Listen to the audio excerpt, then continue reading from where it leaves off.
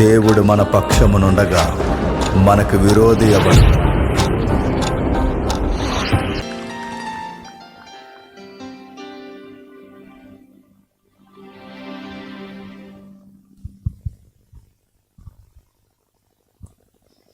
ముందుగా స్థానిక దైవజనులకి, అధ్యక్షుల వారికి, వేదిక మీద ఉన్న సేవకులకి, విశ్వాసులకు, ప్రియులు సహోదరులు, సంగీతకారులకు, మమ్మల్ని ప్రేమించి వచ్చిన సహోదరులకు అందరికీ క్రీస్తునామమున శుభములు. చిన్న ప్రార్థన చేసుకుందామండి.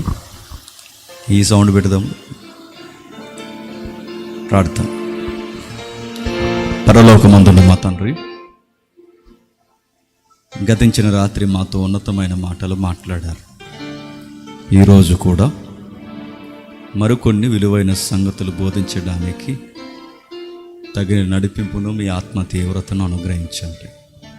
మా పరిస్థితులను, మా శ్రమలను మీకు విడుస్తూ తండ్రి, మా భవిష్యత్తు కార్యాచరణ కూడా మీ చేతుల్లో పెడుతూ ఈ సమయంలో ఎవరితో నేరుగా మీరు మాట్లాడాలని అనుకుంటున్నారో వారికి నేరుగా మీ వాక్యమును అందించడానికి తండ్రి మమ్మల్ని వాడుకోండి. వచ్చిన వారు ఎవరో తండ్రి నిర్లక్ష్య వైఖరిని వ్యవహరించక తండ్రి మీ వాక్యమును గౌరవించి తండ్రి మిమ్ముగా విశ్వసించడానికి తండ్రి వారితో మాట్లాడుతున్నారని భద్రత వారికి తెలియచేయండి. తండ్రి ఈ ప్రయాస తండ్రి, ఈ కష్టము, ఈ శ్రమ కొందరినైనా తండ్రి మరింత భక్తి భావంలోనికి ఆకర్షించి నిలబెట్టి బలపరుస్తారని కోరుతూ క్రీస్తునామని ప్రార్థన సమర్పిస్తున్నాం తండ్రి. ఆమేన్. దేవుని పిల్లలైన మీ అందరికీ క్రీస్తునామ శుభములు. గతించిన రాత్రి కొన్ని విలువైన ఉన్నతమైన సంగతులు మనం నేర్చుకున్నాం. ఆ విలువైన సంగతుల యొక్క సారాన్ని ఒకసారి జ్ఞప్తికి తెచ్చుకుందాం. దేవుడు మనల్ని ఏ స్థితిలో ఉండాలని మనం కోరుకున్న దేవుడు ఖచ్చితంగా మనల్ని ఉంచుతాడు. అది చదువైనా, ఉద్యోగమైనా, స్థితిగతులైనా, గృహమైనా, ఆరోగ్యమైనా, ఏదైనా. కానీ ఇచ్చిన వాటి పట్ల దేవుడు జర జాగ్రత్తగా ఉండమని చెబుతాడు అన్నది రాత్రి విన్నాం మనం. ఉండకపోతే ఏమవుద్దంటే, ఉండకపోతే ఇచ్చిన వాటిలోనే ప్రమాదం ఉంటుంది అని నేర్చుకున్నాం. ఇక ఈరోజు ఆ దేవునితో ఉండడం అనేది ఏదో ఉన్నాము అంటే ఉన్నామని ఇలా కూర్చొని మెల్లగా ఇంటికి వెళ్ళిపోవడం కాదు. దేవునితో ఉండడం అంటే ఆయనను ఈ సమాజానికి ప్రభావితముగా మనలో నుంచి కనబరచడం. మీరు ఆదికాండం నుంచి ప్రకటన గ్రంథం వరకు చదవండి. ఆదికాండం నుంచి ప్రకటన గ్రంథం వరకు చదివితే బైబిల్ యొక్క మెయిన్ లైన్ ఒకటే: నా పక్షమునున్న మీరు ఈ సమాజానికి రిప్రజెంట్గా వ్యవహరించమంటాడు. అంటే దాని అర్థం ఏంటంటే ప్రతినిధులుగా ఉండాలి. నన్ను ఈ సమాజానికి ప్రభావితంగా చూపించండి అన్నాడు. చూపించడంలో విఫలమైపోయారు మన ఆది తల్లిదండ్రులు. వద్దన్న పని చేశారు. చేసిన తర్వాత లేని కుంపడు తెచ్చి మీదేశారు. ఆ రోజు నుంచి ఈ రోజు వరకు ప్రపంచ స్థితిగతులు మారిపోయాయి. బాగా వినాలి. ఆ తర్వాత ఆదామవ్వలు ఎప్పుడైతే దేవునికి ప్రతినిధులుగా వ్యవహరించలేకపోయారో, ఆ తర్వాత మనకి కనిపించిన మరొక విషయం ఏంటంటే, ఆదామవ్వల తర్వాత దేవుడు చాలామంది నిలబెట్టుకోవాలనుకున్నాడు. ఆ నిలబెట్టుకున్న వ్యక్తుల్లో దేవుడు చూశాడు. ఆ చూసిన తర్వాత వాళ్ళ ప్రాక్టీసులు కనిపెట్టారు. ప్రాక్టీసులు అంటే మీకు వింతగా ఉండొచ్చేమో కానీ ప్రార్థన అంటే వాళ్ళకు ఒక విషయం అర్థమైందన్నమాట. దేవునితో అనుసంధానమై లేకపోతే, దేవునితో మనం కలిసి లేకపోతే తిండికి ఏడుస్తాం, బట్టకి ఏడుస్తాం, ఉండడానికి నీడ లేక ఏడుస్తాం. ఆయన మనతో ఉంటే మన జీవితం అందంగా ఉంటుందని ఆదాముకు పుట్టిన పిల్లలు ఒక విధానం కనిపెట్టారు. ఆ కనిపెట్టిన విధానమే ఒక అబ్బాయి పుట్టినప్పుడు ప్రార్థన చేయడం ప్రారంభించాడు. ఆ అబ్బాయి పేరేంటి చెప్పండి? ఎనోష్. ఆ తర్వాత ఎనోషుకి కుమారుడు పుట్టడం, ఆ తర్వాత ప్రార్థన జరగడం, ఇవన్నీ జరుగుతూ ఉండగా బాగానే ఉంది పరిస్థితి అనుకునే సమయానికి ఒక విచిత్రమైన పరిణామం జరిగింది. కయ్యేన్ అనే ఒక వ్యక్తి మనకు తెలుసు, ఒక ప్రత్యేకమైన జనాంగాన్ని ఏర్పాటు చేశాడు. విచిత్రమైన సంస్కృతికి పునాదులేశాడు. ఆ విచిత్రమైన సంస్కృతి ఏంటో మనకు తెలుసు. ఆ సంస్కృతి ఏంటంటే, దేవుడితో సంబంధం లేకుండా మనుషుల పేరు మీద పట్టణాలు కట్టి ఆ పట్టణాలకి మనుషులు పేర్లెట్టారు. ఇప్పుడు మీ దేవుడిది దీనికి ఒక బ్యాక్గ్రౌండ్ ఉంటుంది. ప్రతి ఊరికి ఒక పేరు ఉందంటే ఆ ఊరి వెనకాల ఎవడో ఉంటాడు, ఆ ఉన్న వాటి మీద పేర్లు వస్తాయి. అలాగే కయ్యేను కూడా ఏం చేశాడంటే, తన కొడుకులు కూతుర్లు పుట్టాక కొడుకుల పేర్ల మీద ఊర్లు కట్టాడు, పేర్లు పెట్టాడు. అక్కడతో ఆగారా? సంగీతాలు కూడా పుట్టించారు. అక్కడతో ఆగారా? ఆ సంగీతాల్లో ఎక్స్ట్రీమ్కి వెళ్ళిపోయారు. అక్కడతో ఆగారా? ఒక్కొక్కరు ఇద్దరేసిన పెళ్లి చేసుకున్నారు. కయ్యేను సంతానం అంతా ఇలా డిస్టర్బ్ అయింది. సేతు సంతానం కాస్తంత తలుక్కుమని మెరిసింది. నేను ఎందుకు చెప్తున్నానో వినాలి. మన ప్రధాన ఉద్దేశం ఏంటంటే, దేవుణ్ణి మనం కనుపరిచేలా ఉండాలి. దేవుణ్ణి తప్ప అన్నీ కనుపరిచారు, దేవుణ్ణి తప్ప అన్నీ చూపించారు. టాలెంట్స్ చూపించారు, కట్టడాలు చూపించారు, ఇన్స్ట్రుమెంట్స్ ప్లే చేశారు, బహుభార్యతత్వానికి నాంది పలికారు. ఆ తర్వాత విచ్చలవిడి సుఖాలకి అలవాటు పడ్డారు.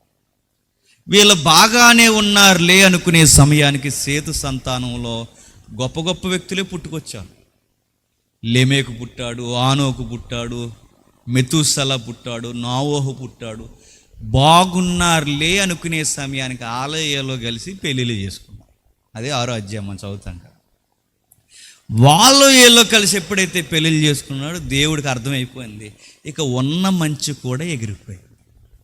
ఎప్పుడైతే ఇక దేవుడు చూడాలనుకున్న మంచి కూడా లేదో, దేవుడు ఒక నిర్ణయం తీసుకున్నాడు. ఆ నిర్ణయం పేరే జలప్రలయం. జలప్రలయం వచ్చింది, జనాల్ని చంపేసింది. అందరూ కొట్టుకుపోయారు. ఆ ముగ్గురు మగపిల్లలు, ఒక పెద్ద ఆయన, ఆ ముగ్గురు కోడల్లో ఒక పెద్ద ఆవిడ మిగిలింది. అది నోవహు కుటుంబం. సరాసరి వాడెళ్ళి అరారాతు కొండ మీద ఆగింది. ఆ కొండ మీద ఆగిన తర్వాత మనుషులు నాగరికత ఎప్పుడు ఎలా డెవలప్ చేస్తారంటే, ఎక్కడైతే నీటి పారుదల అంటే చిత్తడి నేల ఎక్కడుంటే అక్కడ మనిషి కల్చర్ స్టార్ట్ చేస్తారు. కొండ మీద ఆగారు.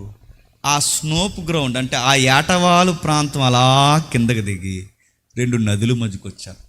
ఆ నదుల మధ్య, ఆ నదులు ఏంటో మనకు తెలుసు, యూఫ్రటీస్, టైగ్రిస్. ఏం అర్థం అవ్వట్లేదు కదా, అర్థం కాకపోయినా అలాగేనండి, చివరికి వెళ్ళేసరికి అర్థమవుతుంది. అలా మధ్యలోకి వచ్చిన తర్వాత ఆ మధ్యలో కల్చర్ స్టార్ట్ అవుతుంది. అక్కడ వెలసెల్లిన నాగరికత వచ్చింది. దాని పేరే మెసొపొతేమియా నాగరికత అంటారు. చదువుకున్న పిల్లలకు తెలియాలి. ఇది కూడా తెలియకపోతే ఇంకా వానాకాలం చదువు అని అనుకోవాలి, ఇంకంతే. ఎందుకంటే ప్రపంచంలో అతి పురాతనమైన నాగరికత, మనిషి ఉద్భవించిన ప్రాంతాలు ఏమన్నా ఉన్నాయి అంటే నాగరికతలో మెసొపొతేమియా నాగరికత. దాన్ని అపోస్తుల కార్యం తీకంటే అపోస్తుల కార్యంలో స్తెఫను గారి ప్రసంగంలో ఎత్తుకుంటాడు ఆ పదాన్ని. మా తండ్రి అయిన అబ్రహాము మెసొపొతేమియాలో ఉన్నప్పుడు అంటాడు. అంటే ఆ కల్చర్ అక్కడదన్నమాట. అంత అయిపోయింది, ఆదాము నిలబడలేకపోయాడు. సేతు సంతానం ఉంటారనుకుంటే వీళ్ళు ఒకరితో ఒకరు అక్రమ వివాహాలు చేసుకుని కలుషితమైపోయారు.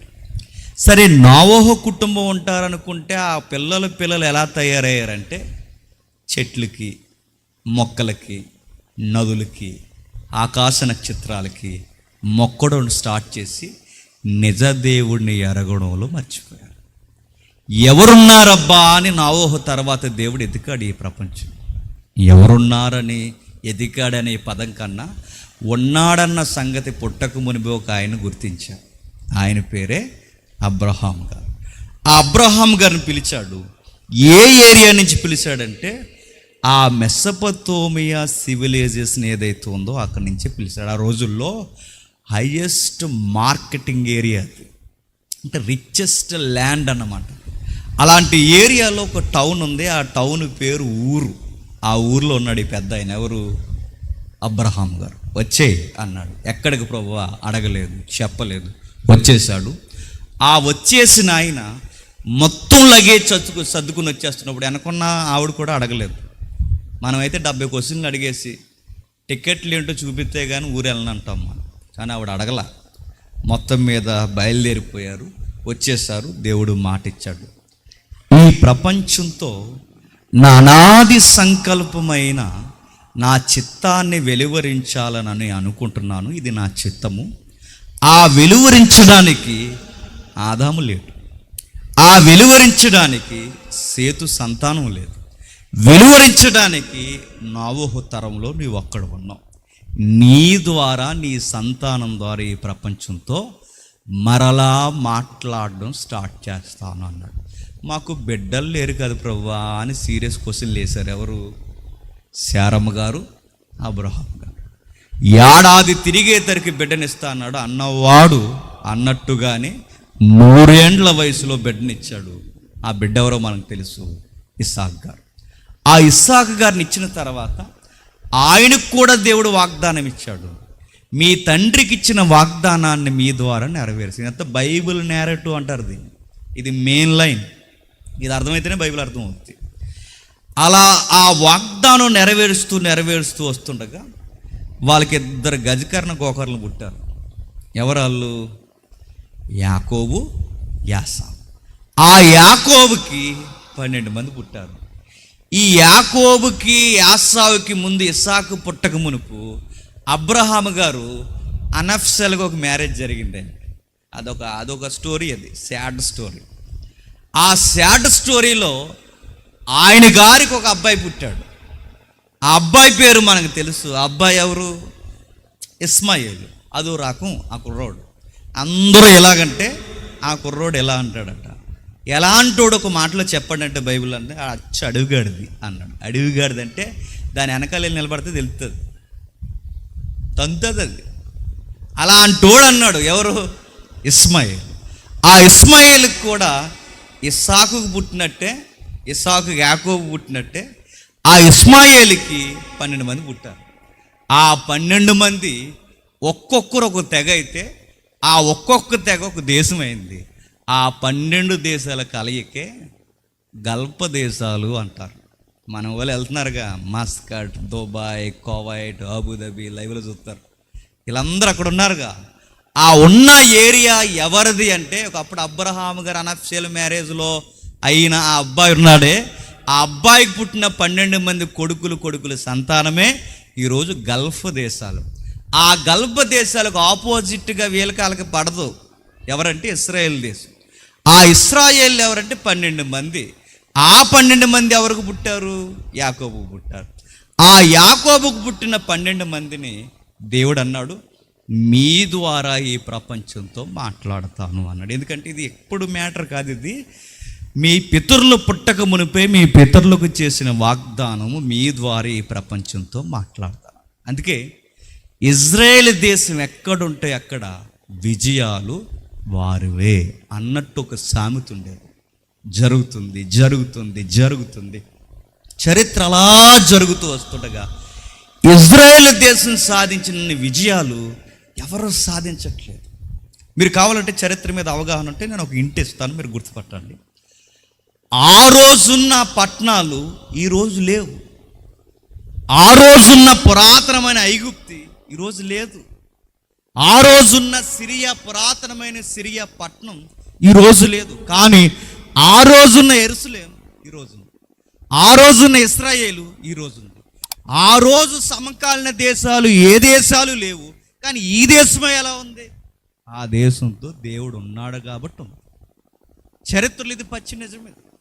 ఆ దేశంతో దేవుడు ఉన్నాడు కనుకే ఈ రోజుకి ఆ ప్రపంచ దేశాలన్నీ కలిసి ఆ దేశాన్ని ఎంత సాధిద్దాం అనుకున్నా ఆ చిన్న దేశాన్ని ఎవ్వరూ ఎదిరించలేరు. మీరు కావాలంటే చూడండి, అమెరికా కన్నా అడ్వాన్స్ టెక్నాలజీ ఉన్న దేశం ఏదైనా ఉందంటే ఇజ్రాయెల్. అలాంటి దేశం విజయాలు సాధిస్తూ ఉండగా అపోజిషన్ పార్టీ అంటే అన్యులు ఉంటారుగా, ఈ అన్యులకి డౌట్ వచ్చింది. అరే మన దగ్గర పిరంగులు ఉన్నాయి, పిరంగులు అంటే ఆ రోజులు వాళ్ళ భాష చెప్తున్నాను, మన దగ్గర రథాలు ఉన్నాయి, మన దగ్గర అన్నీ ఉన్నాయి, మన దగ్గర అన్నీ ఉన్నా ఎప్పుడు ఆ చిన్న దేశాన్ని మనం ఎందుకు సాధించలేకపోతున్నాం? ఎప్పుడు ఆ చిన్న దేశం మీద విజయాన్ని ఎందుకు మనం చేకూర్చలేకపోతున్నాం? వీళ్ళందరూ మాత్రం ఎప్పుడు విజయం వాళ్ళదే. వాళ్ళకి మనకి తేడా ఏంటి? వాళ్ళకన్నా మంచి ఫుడ్ మనకుంది, వాళ్ళకన్నా మంచి రథాలు మనకున్నాయి, వాళ్ళకన్నా మంచి ఆర్మీ మనకుంది, అన్నీ మనకున్న వాళ్ళని ఎందుకు మనం సాధించలేకపోతున్నాం? వాళ్ళ యుద్ధానికి రహస్యం ఏంటి? ఆరా తీయడం మొదలైంది. నా మాటలు అర్థమవుతున్నాయా? అంటే ఇప్పుడు ఈ గుంపుని మనం సాధించాలి అంటే వీళ్ళు ఏదో మెథడ్ ఫాలో అవుతున్నారు. అందుకే యుద్ధ సమయంలో వాళ్ళని జయించలేకపోతాం. వాళ్ళు ఉన్నది తక్కువ, మనం ఉన్నది వేల మంది. వాళ్ళ భూభాగం చిన్నది, మన భూభాగం పెద్దది. అయినా వాళ్ళని ఎందుకు జయించలేకపోతున్నాం? అంటే వాళ్ళతో యుద్ధ సమయంలో ఏదో ఉంది, వాళ్ళ మధ్య ఏదో సీక్రెట్ దాగుంది. ఏముంది వాళ్ళకి సీక్రెట్? రాత్రి చెప్పుకున్నట్టు వాళ్ళు ఏమైనా భూషితగా వస్తున్నారా? రాత్రి చెప్పుకున్నట్టు వాళ్ళు ఏమైనా కాంప్లైంట్ బాయ్స్? రాత్రి చెప్పుకున్నట్టు వాళ్ళు ఏమన్నా డ్రై ఫ్రూట్స్ తింటున్నారు? అది ఏం కాదు. వాళ్ళకి అంత సీక్రెట్ ఉండడానికి కారణం ఏంటి? ఆరా తీయడం మొదలెట్టారు. ఆరాలో తేలిన విషయం ఏంటంటే వాళ్ళు విజయాలు సాధించడానికి కారణం వాళ్ళ మధ్యన ఒకటి ఉందని గుర్తించారు. వాళ్ళ మధ్యన ఒకటి ఉంది. ఏముంది? వాళ్ళతో మందసం ఉందట. ఏముంది? మందసం. మందసం అంటే మందసం అంటాం. మనతో వచ్చిన గొడవ అది. మనం తెలియదని ఒప్పుకో. మన తెలుగు వాళ్ళతో ఎలా ఉంటుందంటే తెలియదని ఒప్పుకోం. ఎస్ నేనదే అనుకుంటున్నాను అంట. ఇండియాలోనంట, ఇండియా అంటే ఇండియా కదండి, మన సైడ్ అనుకున్నాం. పెద్ద ఆయన మంచి చమత్కారంగా జోకేసి మన మాటలన్నీ రివర్స్గా ఉంటాయట.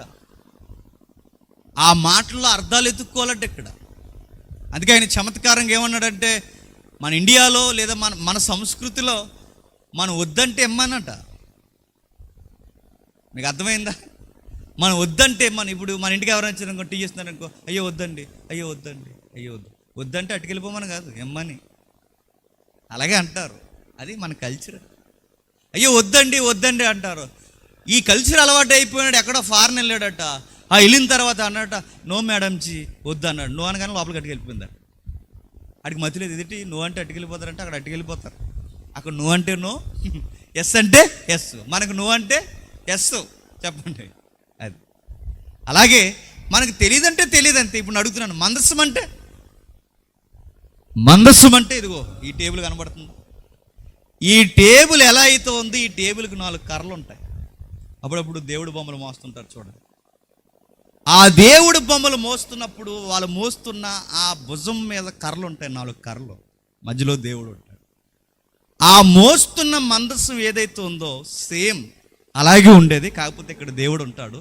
ఇజ్రాయేల్ మందస్సంలో దేవుడు ఉండకూడదు. ఎందుకంటే ఆకాశం కింద కానీ, నేల క్రింద కానీ, పైన కానీ ఎక్కడ నాకు రూపం పెట్టడానికి వీల్లేదు. ఆయన కమాండ్.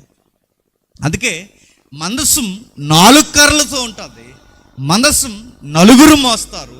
ఇటోపక కెరూబు ఉంటుంది, ఇటువైపు కెరూబు ఉంటుంది. కెరూబు అంటే దేవదూతల్లో ఒక సుప్రీం క్యాడర్. అది దేవదూతల్లో కూడా అధికారులు అన్నమాట.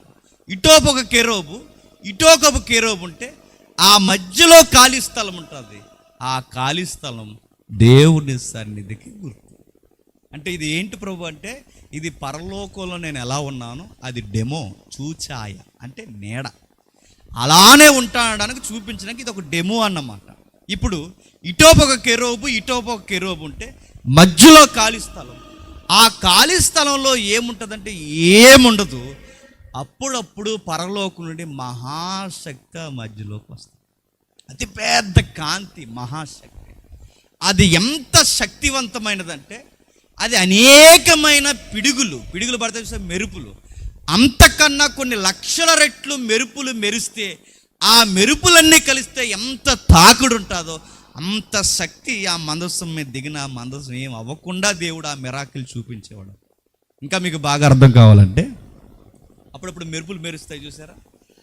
ఒక్క మెరుపు దాడిని జాగ్రత్తగా దాన్ని వడపోసి కంట్రోల్ చేస్తేనట ఇండియాకి 1 year కరెంట్ ఇవ్వచ్చు.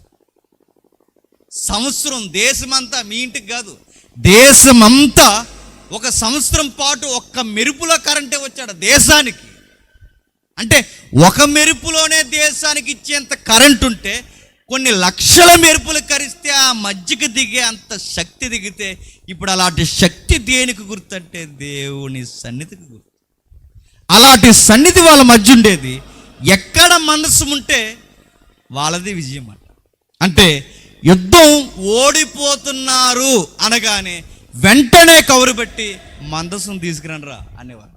మందసం ఎప్పుడైతే తీసుకొచ్చారో మందసం వచ్చిన వెంటనే ఇశ్రాయేలు గెలిచేవారు.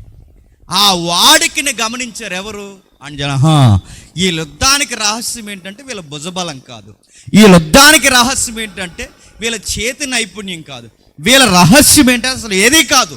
వీళ్ళ రహస్యం, వీళ్ళ ఎదుగుదల కారణం ఏంటంటే వీళ్ళ మధ్య మందసం ఉండడం. అంటే ఈసారి మన ఫైట్ జరిగినప్పుడు వీళ్ళ మీద కాదు, సరాసరి మన టార్గెట్ ఏంటంటే వాళ్ళ మధ్య నుంచి ఆ మందసాన్ని మనం తెచ్చేసుకుంటే ఈసారి పవర్ మనకు వచ్చేస్తుంది అనుకోండి అని. ఇప్పుడు చరిత్రలో అలాంటి యుద్ధం ఒకటి జరిగింది. ఇప్పుడు చదువుదాం, నేపథ్యం అర్థమైందిగా. ఇప్పుడు వెళ్దాం ఒకసారి. మొదటి సమూయేలు గ్రంథం 4వ అధ్యాయం. మొదటి సమూయేలు గ్రంథం 4వ అధ్యాయం 3వ వచనం నుండి. కాబట్టి జనులు పాలెములోనికి తిరిగి రాగా ఇశ్రాయేలీల పెద్దలు యెహోవా ఆ ఫ్యాన్ కట్టేస్తారు ఎందుకు ఓడించెను, షిలోహులో ఉన్న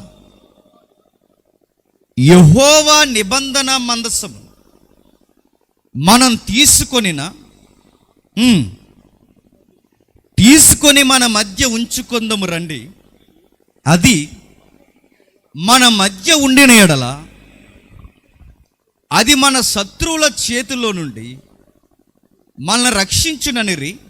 కాబట్టి జనులు షిలోహున కొందరిని పంపి అక్కడ నుండి కెరూబుల మధ్య ఆసీనుడయుండు సైన్యములకు అధిపతియగు యెహోవా నిబంధన మందసమును ఏలీ యొక్క 2 కుమారులైన హోప్ని ఫినిహాసులను అక్కడనే దేవుని నిబంధన మందసమునొద్ద ఉండరు. సందర్భం అర్థమవుతుందిగా. అంటే ఇప్పుడు ఫిలిస్తీన్లు ముమ్మరముగా యుద్ధం చేస్తున్నారు, వాళ్ళని జయించలేకపోతున్నామన్న విషయం ఇశ్రాయేలుకి అర్థమైపోయింది. ఇప్పుడు వాళ్ళు ఏం చేశారంటే, ఇప్పుడు మనం యుద్ధాన్ని జయించాలి అంటే ఎవరిని తీసుకురావాలి? యెహోవా సన్నిధినే మన మధ్యకి తీసుకురావాలి. ఇప్పుడు యెహోవా సన్నిధి మన మధ్యకి తీసుకొస్తే విజయం మనదే అనుకున్నారు, తీసుకొచ్చారు. తీసుకొచ్చిన తర్వాత పెట్టిన తర్వాత రివర్స్ జరిగింది. ఏం జరిగిందో తెలుసా? విజయం మనదే అనుకున్న వాళ్ళకి విజయం రాలేదు, యెహోవా మందసాన్ని వాళ్ళు పట్టుకెళ్ళి. నేను అడుగుతున్నాను, విజయం ఎందుకు ఇశ్రాయేలుకి రాలేదంటే దేవుడే వాళ్ళ మధ్య ఉండకూడదు అనుకున్నాడు. ఎందుకు వాళ్ళ మధ్య ఉండకూడదు అనుకున్నాడంటే అక్కడ 2 గజకర్ణ గోకర్ణలు ఉన్నారు. ఎవరు? హోప్ని ఫినిహాసులు. దేవుడు వాళ్ళ మధ్య ఉండకూడదు అనుకున్నాడు, వెళ్ళిపోయాడు. వాళ్ళ మధ్య ఉండకూడదు అనుకున్నప్పుడు ఆ లూజ్ టైమింగ్ శత్రువులు ఇదే సరి అయిన అదునను చూసి తీసుకెళ్ళిపోయాలనుకున్నారు. ఇక నుంచి విజయం మనదే అనుకుని మరలా నెక్స్ట్ యుద్ధం జరిగే వరకు ఈ మందస్సాన్ని మనం జాగ్రత్తగా కాపాడుకోవాలని ఎక్కడో దిక్కున పెట్టేలేదండి. వాళ్ళు ఒక జాతీయ నిర్ణయం తీసుకున్నారు. నేషనల్ డెసిషన్ అన్నమాట. జాతీయ నిర్ణయం ఏం తీసుకున్నారంటే వాళ్ళకొక జాతీయ దేవత ఉందట, దాగోన్. సరిగ్గా అక్కడికి తీసుకెళ్ళి సరాసరి వాళ్ళ దేవుడు ఎవరైతే ఉన్నారో ఆ దేవుడు గుళ్ళో పెట్టారు. ఎవరిని? యెహోవా మందసం. ఓ విషయం అడుగుదని చెప్పండి, ఎప్పటికీ ఇలాంటి పనులు జరుగుతున్నాయి అంటారా లేదంటారు? జరుగుతాయి. ఈసారి మీరు చూడండి, ఎప్పుడన్నా గవర్నమెంట్ ఆఫీసులకు వెళ్ళండి, అందరు దేవుళ్ళలో మన దేవుడు ఒకడు ఉంటాడు. మీరు చూసారు? దీన్నే జాతీయ నిర్ణయాలు అంటారు. అంటే సెక్యులర్ డిసిషన్స్ అన్నమాట, ఇబ్బంది లేని నిర్ణయాలు అన్నమాట. అందరు దేవుళ్ళతో ఈ దేవుడిని కలిపి, అందరు దేవుళ్ళ మధ్య ఈ దేవుడికి ఫోటో పెట్టి, ఆ ఫ్రీడమ్ ఫైటర్స్ ఎవరైతే ఉన్నారో ఆ ఫ్రీడమ్ ఫైటర్స్తో పాటు యేసుప్రభు ఫోటో కూడా పెట్టి, ఇలాంటి భావజాలాన్ని ఈరోజు మనం చూడలేదా? ఉన్నాయి. ఆ రోజు క్రీస్తు పూర్వం కూడా ఇలా ఏం చేశారంటే సరాసరి తీసుకెళ్ళి దేవుని యొక్క ఉనికిని వాళ్ళ దేవుడు ఎవరైతే ఉన్నారో సమానంగానే పెట్టారంటే ఈ దేవుణ్ణి ఏమిని అగౌరవపరచలేదు. ఆ దేవుణ్ణి ఎంత గౌరవించారో చెప్పండి, ఈ దేవుణ్ణి కూడా అంతే గౌరవించి తీసుకెళ్ళి సరి సమానంగా పెట్టారు. నేను అనుకుంటున్నాను మనం ఇచ్చేస్తే ఎక్కడ పడితే అక్కడ ఉండమంటుండే దేవుడు కాదు ఈయన. ఆయన చెప్పినట్టు మనం వినాలి. చెప్పండి, మనం చెప్పినట్టు ఆయన వినరు. వీళ్ళు ఏం చేశారంటే సరాసరి తీసుకెళ్ళి దేవుడిని అక్కడ పెట్టారు. పెడితే దేవుడిని అక్కడ ఎందుకు పెట్టారంటే ఇదిగో మా దేవుడు ఇక్కడే ఉన్నాడు కనుక ఈ దేవుడు కూడా ఇక్కడ ఉంటాడు అక్కడ పెడితే ఆ దేవుడు చేసిన పని ఏంటి ఇప్పుడు చూడండి ఒకసారి. 5వ అధ్యాయం 1వ వచనం చూడండి. ఫిలిస్తీయులు దేవుని మందస్సమును పట్టుకొని ఎబినేజర్ నుండి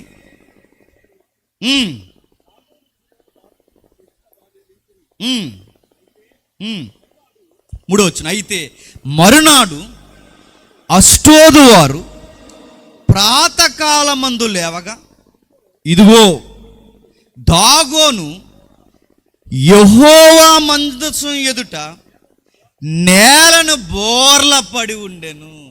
ఈ దేవుడు ఎలా అంటాడో తెలుసా? మనం పెడితే ఉండే దేవుడు కాదు. చెప్పండి, ఆయన దగ్గరే అందరూ ఉండాలని కోరుకునే దేవుడు. మరో మాట చెప్పనా, వాళ్ళు అందరితో ఈయన సమానుడు అనుకున్నారు. కానీ ఈయన అన్నాడు నేను అందరితో సమానం కాదు, మీరందరూ నా పాదాల దగ్గర ఉండాలనో గుర్తు చూపించాడు. ఏ గుర్తు? మీరు ఏదైతే సమసమానత్వం అన్నారో ఆ సమసమానత్వం ఎక్కడ పడింది? సరాసరి ఆయన కాళ్ళ దగ్గర పడితే ఇదేమి ఇలా జరిగిందని వాళ్ళ ప్రాతకాలం మంది ఆశ్చర్యపడి సంథింగ్ రాత్రి ఏదైనా ఎర్తకి కంటే ఏదైనా భూకంపంగాని వచ్చి ఇలా జరుగుంటుందని మళ్ళీ తీసుకెళ్ళి పెట్టారట. మళ్ళీ తీసుకెళ్ళి పెడితే మళ్ళీ ఏం జరిగింది?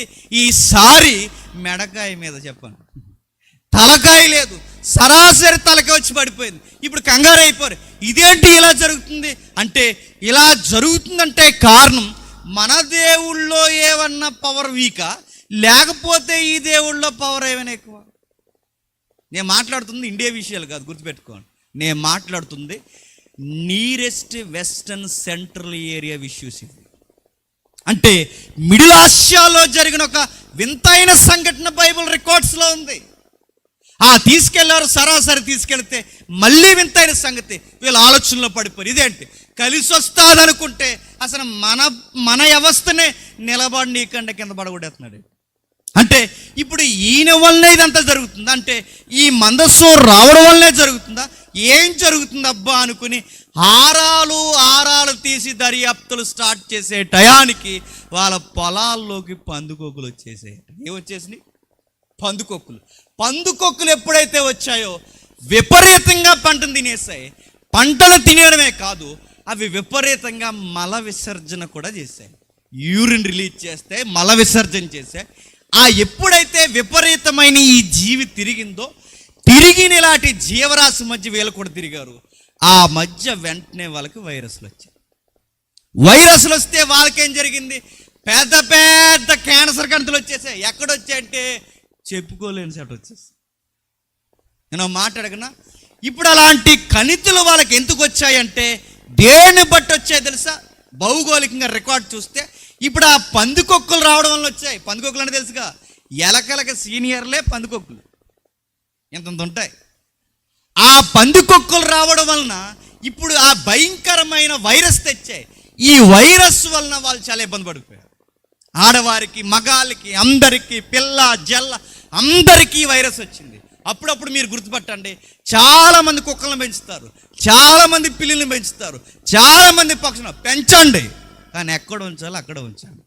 ఎదవేసాలు ఎక్కువై మీదకి ఎక్కించుకున్నారు. నేను చెప్తున్నాను, ప్రపంచంలో కొత్త రోగాలకి కేర్ ఆఫ్ అడ్రస్ మీ ఇల్లు అవుద్ది. నేను సీరియస్గానే చెప్తున్నాను. ఈ మధ్యకాలంలో ఒక వీడియో చూసాం. ఆ వీడియోలో ఆ పిచ్చిమోహం చేసే పని ఏంటి చెప్పిన, ఆవిడ ముద్ద తింటుంది, ఆ ముద్ద అదే చేతితో పట్టుకెళ్ళి ఆ కుక్క నోట్లో పెడుతుంది. ఆ కుక్క నోట్లెట్ని చేయి మళ్ళీ ఈవిడ ఒక ముద్ద తింటుంది. చాలా క్లాసిక్గా ఉంది ఆవిడ. ఆవిడ ఒక ముద్ద, కుక్క ఒక ముద్ద, ఆవిడ ఒక ముద్ద, కుక్క. ఇప్పుడు ఆ కుక్క సొంగి నోట్లోకి వెళితే కొత్త వైరస్లు రావా చెప్పండి? పిల్లులు మూతులు నాగుతారు, కుక్కల మూతులు నాగుతారు, ఇంట్లో పెంచుకున్న చాలా ఇవే పిచ్చి పనులు. మనుషులను ప్రేమించరు కానీ వీడిని ప్రేమించండి కాదండి, కానీ ఎక్కడి వరకు?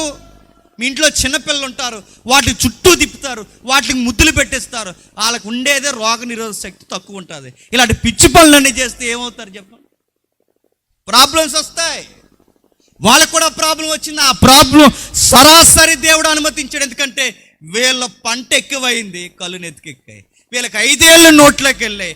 సృష్టికర్త ఎవరో మర్చిపోయారు. వీళ్ళు సృష్టములు పూజించడం మొదలెట్ట. నేనేంటో తెలియచేయాలనుకున్నప్పుడు వాళ్ళ పూజారి వ్యవస్థని తన్మయత్నం చెందేలా చేశాడు. వాళ్ళ పంట పొలాల్ని అటెన్షన్లోకి తీసుకొచ్చాడు. వారు రోగ నిరోధక శక్తి ఒక్కసారి కుప్ప కూలిపోవడం స్టార్ట్ అయింది. మనిషి మాట వినకపోతే దేవుడిచ్చే పెద్ద పనిష్మెంట్లు అవసరం లేదు. మన ఆరోగ్యాన్ని జస్ట్ అలా కదిపాడో లైన్లోకి వచ్చేద్దాం అంతే. పెద్ద సీరియస్ అవసరం లేదు. దేవుడు దిగిరాని దేవుడు దిగరాకూడదు. గట్టిగా నేను మోసం చేయని అంటే జాయిన్ చేసేస్తాను. నేను గుర్తెట్టుకో. దేవుడు దిగిరావడం ఏంటి? చాలామంది కబుర్లు చెప్తారు, పనికిమాల కబుర్లు. ఆ కబుర్లు ఏంటో తెలుసా? దేవుడు దిగొచ్చినా నన్ను ఎవడ ఆపలేడు. నిజమే, దేవుడు దిగి రావాల్సిన అవసరం లేదు నీకు. గట్టిగా 2 అయినాయో సెలైన్ పెడితే కానీ బతకని బతుకు మంది గుర్తుపెట్టు. మనం ఎన్నో కబుర్లు చెప్తాం, మన హెల్త్ ఆ మాత్రం తేడా వస్తే లైన్ అయిపోద్ది ఈ ప్రపంచం. మొన్నోడు కవలేదు చెప్పండి, 3 సంవత్సరాలు ఒక్కొక్కరు ఊగిపోయారు.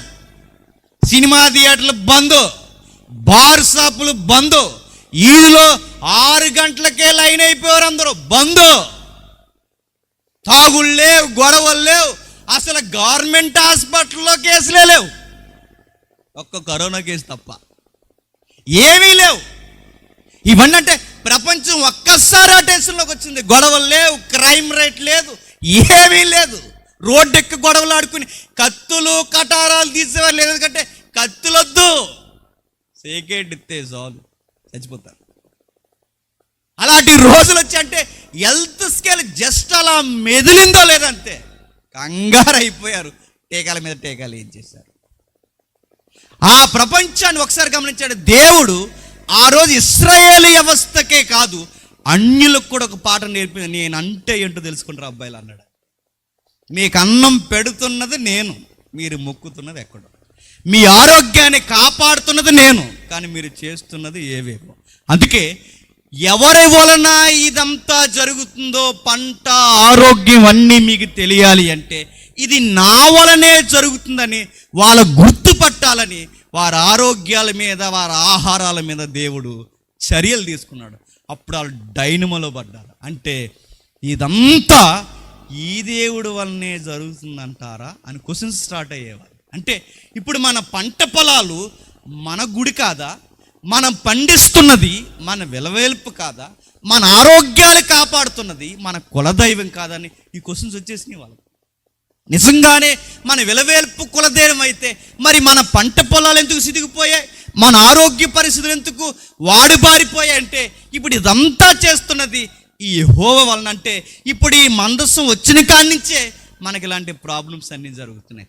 వెంటనే ఈ ప్రాబ్లమ్స్ ఇలా జరుగుతున్నాయి అనగానే కొందరు ఏతువాదులు వచ్చేసారు. ఏతువాదు నాస్తికులు వీళ్ళు అన్నారు, ప్రతిదానికి మూఢనమ్మకాలు నమ్ముతారేంట్రా, ప్రతిదానికి మూఢనమ్మకాలు ఏంట్రా, అసలు ఆయన వల్ల జరిగిందంటారేంటే, ఏదో యాదృష్టికంగా ప్రకృతి తల్లి ఏదో అలాగా కొంచెం తేడా వచ్చి ఉంటుంది అన్నారు. నేచర్ ప్రాబ్లం ఏదో ఉంటుంది, నేచర్లో సంథింగ్ ఏదో జరిగి ఉంటుంది తప్ప నేచర్ కావాలి దేవుడు ఉన్నాడు అనుకోండి. దేవుడు లేడు, ఎవరు లేరు. ఏదో టైం ట్రావెల్ ఏదో తేడా వచ్చి ఉంటుంది, మన అలవాట్లు బాగుకి ఏదో తేడా వచ్చి ఉంటుంది, అంతే తప్ప దేవుడని ముడిపెట్టకండి. కావాలంటే మీకు ప్రూవ్ చేస్తామన్నారు. ఎలా ప్రూవ్ చేస్తారంటే, ఎలా ప్రూవ్ చేస్తాం? ఇదిగో ఈ మందస్సు రావడం వల్ల ఇదంతా జరిగిందని పెద్దలైన మీరు అందరూ తెగ బాధపడిపోతున్నారుగా, ఇది నీ వలన జరగలేదనడానికి మేము ఒక టెస్ట్ పెడతాం. నిజంగా ఆ దేవుడు ఉన్నాడు లేదో టెస్ట్ పెడతాం. ఆ దేవుడు ఉంటే ఆ టెస్ట్లో పాస్ అవ్వాలి. ఆ దేవుడు లేకపోతే టెస్ట్లో దేవుడు లేడు కనుక టెస్ట్ ఫెయిల్యూర్. ఏమంటారు అన్నారు, ఏలేమన్నారు వరమ్మనులు అందరూ కలిసి అన్నారు. ఆ పనికి మాలిన టెస్ట్ ఏంటంటే ఇప్పుడు మనం చదువుదాం 6వ అధ్యాయం, ఒకసారి చూద్దాం. 6వ అధ్యాయం మొదటి వచనం.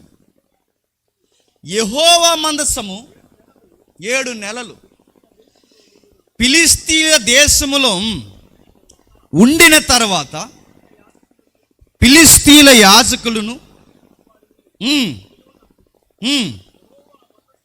యెహోవా మందసమును ఏమి చేయదము, ఏమి చేసి స్వస్థతకు మనకి దాన్ని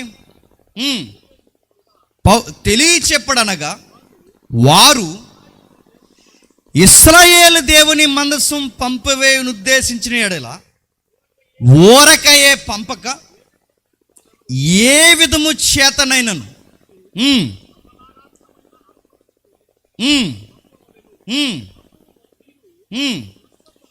అని చెబుతూ ఉండంటే ఇప్పుడు ఈ ప్రాబ్లమ్స్ అన్నీ ఎవరి వలన వస్తున్నాయంటే ఈయన వలన వస్తున్నాయి. ఇప్పుడు ఎట్లా అయినా సరే ఈ దేవుణ్ణి శాంతింపు చేయాలి. ఆయన శాంతింపు చేయాలంటే అపరార్థ పాప పరిహారార్థపు బలులు నైవేద్యాలకు పంపించాలి. అలా చేద్దామని నిర్ణయం తీసుకున్న టైంలో అడ్డంగా కొంతమంది వచ్చి అలాంటి ఏం చేయకండి అన్నారు. అలాంటి నిర్ణయాలు ఏం తీసుకున్నా ఆయన వల్ల ప్రాబ్లమ్స్ కాదు, ఆయనకి ఇవిస్తాం అన్నీ వద్దు, కానీ ఒక టెస్ట్ పెడదాం. ఆ టెస్ట్ ఏంటంటే ఇప్పుడు చెప్తున్నా చూడండి, 7వ వచనం చూడండి.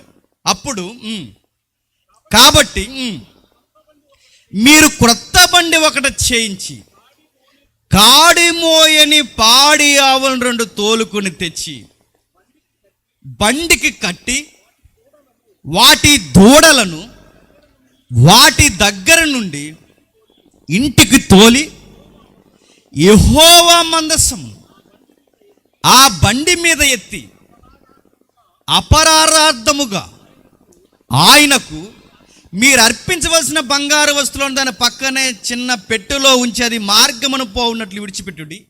అది బెతేమేసునకు పో మార్గమును పడి ఈ దేశపు సరిహద్దు దాటిన ఎడల ఆయనే ఈ గొప్ప కీడు మనకి చేసినని తెలుసుకునవచ్చును. ఆ మార్గమున పోని ఎడల ఆయన మనల్ని మొత్తలేదనియు మన అదృష్టవశము చేతే అది మనకి సంభవించునని తెలుసుకుందుమని. ఇప్పుడు నేను అడుగుతున్నాను, సరాసరి పరీక్ష ఎవరికి పెడుతున్నారండి? దేవుడికి. ఇప్పుడు అడుగుతున్నాను, ఇప్పుడు ఆయన ఉన్నాడో లేదో, నా మాట మీకు అర్థమవుతుందో లేదో, ఇప్పుడు ఆయన ఉన్నాడో లేదో రిప్రజెంటివ్గా వ్యవహరించడానికి ఎవరిని పెడుతున్నారు? ఆదామును కాదు, నోవహును కాదు, ఇశ్రాయేలుని కాదు, అబ్రహామును కాదు, ఎవరిని కాదు. ఇప్పుడు దేవుడు ఉన్నాడు అని రిప్రజెంట్ అంటే దేవునికి ప్రతినిధులుగా, అంబాసిడర్గా, మీడియేటర్గా, మధ్యవర్తులుగా వ్యవహరించడానికి వ్యక్తులు కాదట, జంతువుల. ఎవరు? జంతువుల. అంటే వీళ్ళకి కావాలనే దేవుడు లేడని నిరూపించడానికి పైగా ఎద్దుల్ని పెట్టలేదట, మరి ఎవరిని పెడుతున్నారు? ఆవులట, పాడి ఆవు. అడుగుతున్నాను, ఎద్దుల బండిని ఎద్దులు మోస్తాయా పాడావులు మోస్తాయా చెప్పండి? ఏం మోస్తాయి? ఎద్దులు మోస్తాయి. వీళ్ళు దేని మీద పెడుతున్నారండి? కన్నీళ్ళు వచ్చే మాట ఏంటి చెప్పనా? పాడావులు దేనికి పనికొస్తాయి అంటే పాలు ఇవ్వడానికే పనికొస్తాయి అని బాధాకరమైన మాట ఏంటో తెలుసా? కాడి మోయని పాడావులను తీసుకొచ్చారు. ఆ పాడావులను తెచ్చి వాళ్ళు అన్నారట, ఇవి నేరుగా సరాసరి ఇజ్రాయేల్ దేశం వెళ్ళిపోతే దేవుడు ఉన్నట్టు, ఏమాత్రం అటు ఇటుగా వెళ్ళకపోతే ఆ దేవుడు లేనట్టు. ఇప్పుడు దేవుడు ఏం చేస్తున్నాడు? సింహాసనం మీద కూర్చొని ఏం జరుగుద్దా అని గడ్డం కింద చెయ్యట్టుకుని చూస్తున్నాడు. మనమైతే ఏం చేద్దామండి? దేవుడు పిడిగడిపోయి తెలిసిపోవాలి ప్రభు ఎవరో అంటాం. భూకంపం వచ్చాలి ప్రభా, నువ్వేంటో తెలియాలంటే పంటలు తిరగబడిపోవాలి, ఒక్కొక్కటి పూసలు కదిలిపోవాలి, వారి ఇల్లు కుదేలు పడిపోవాలి, దెబ్బకి నువ్వు వంట ఏంటి అర్థమైపోవాలి అనుకుంటాం. కానీ దేవుడు అవేమీ చేయలేదట. దేవుడు ఒకే ఒక్కటి, ఆవులు ఏం చేస్తాయి చూసి. నిజంగా ఏడుపు వచ్చే మాట ఏంటి చెప్పనా? ఆవులు ఏం చేస్తాయండి? కాడిమోయని పాడావులు. పాడావుల్ని ఎప్పుడైనా మీరు గమనించారా? పిల్ల ఎక్కడుంటే తల్లి అక్కడ ఉంటుంది. చిన్నప్పుడు ఒక 15 ఏళ్ళ క్రితం లేదా ఒక 20 ఏళ్ళ క్రితం పాడావుల్ని పాడి గేదెలను తోలుకొచ్చేవారు, గుర్తుందా?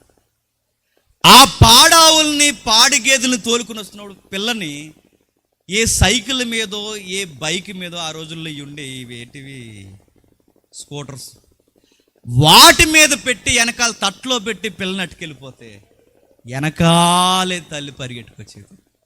మా ఏరియాలో తుని అటు సైడ్ ఎక్కువ వ్యాపారం ఎక్కువ జరుగుతుంది, పాడావు పిఠాపురం ఏరియా.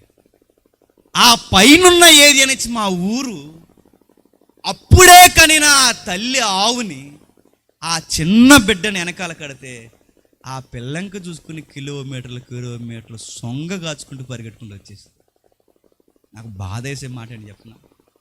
అది అటైనా వెళ్ళిపోవచ్చు, ఇటైనా వెళ్ళిపోవచ్చు, దానికి తాడు లేదు, ఏమీ లేదు. పిల్ల ఒక్కదాన్ని చూసుకుంటూ, గడ్డి కూడా లేదు, ఆ మార్గం మధ్యలో నీళ్ళు కూడా పెట్టరు, అలా చూసుకుంటూ వచ్చేసింది.